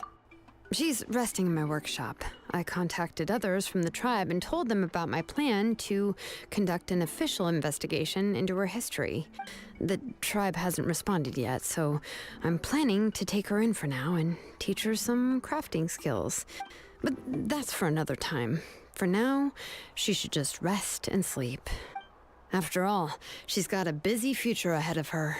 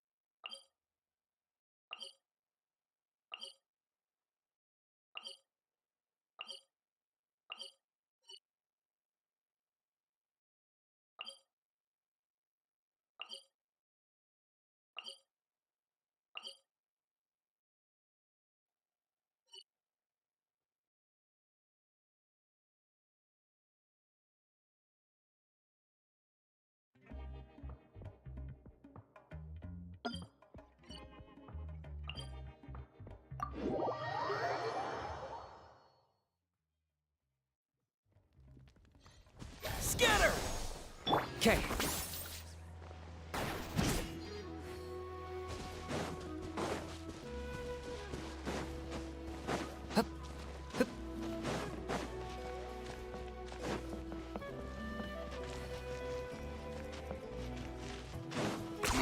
Ten points for agility.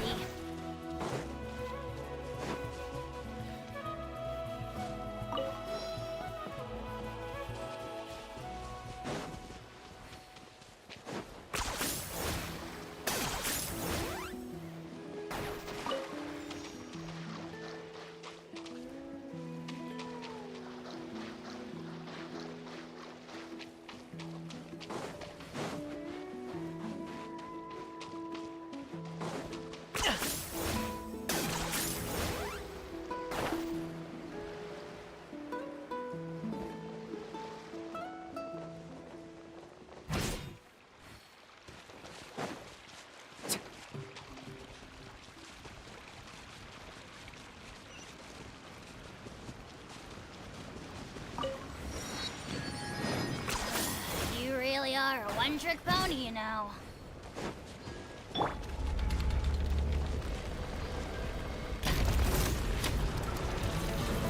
Here! Buckle up! I got him cornered.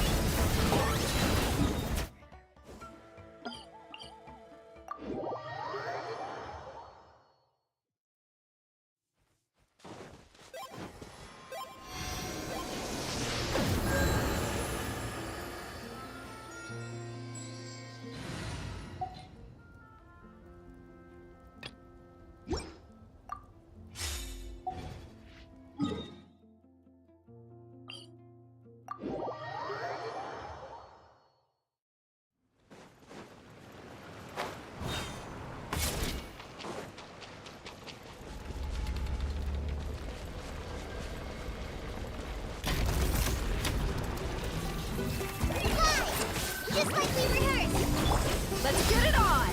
Let's light it up! Target acquired.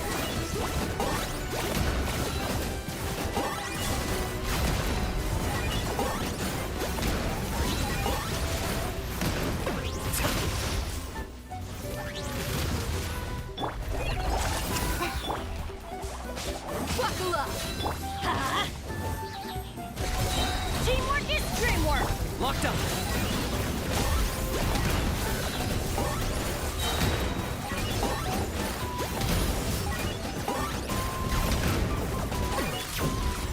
Claim these souls!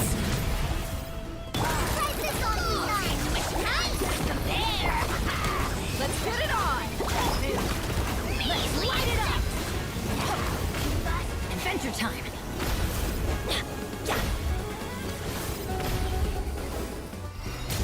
Why do they never miss? This is just my... Ugh.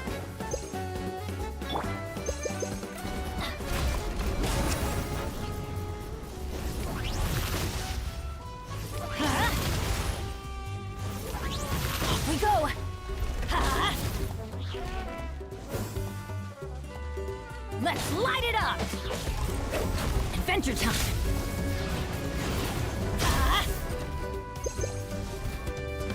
Let's light it up! Huh? Off we go! Huh? Everybody stand back! Target acquired!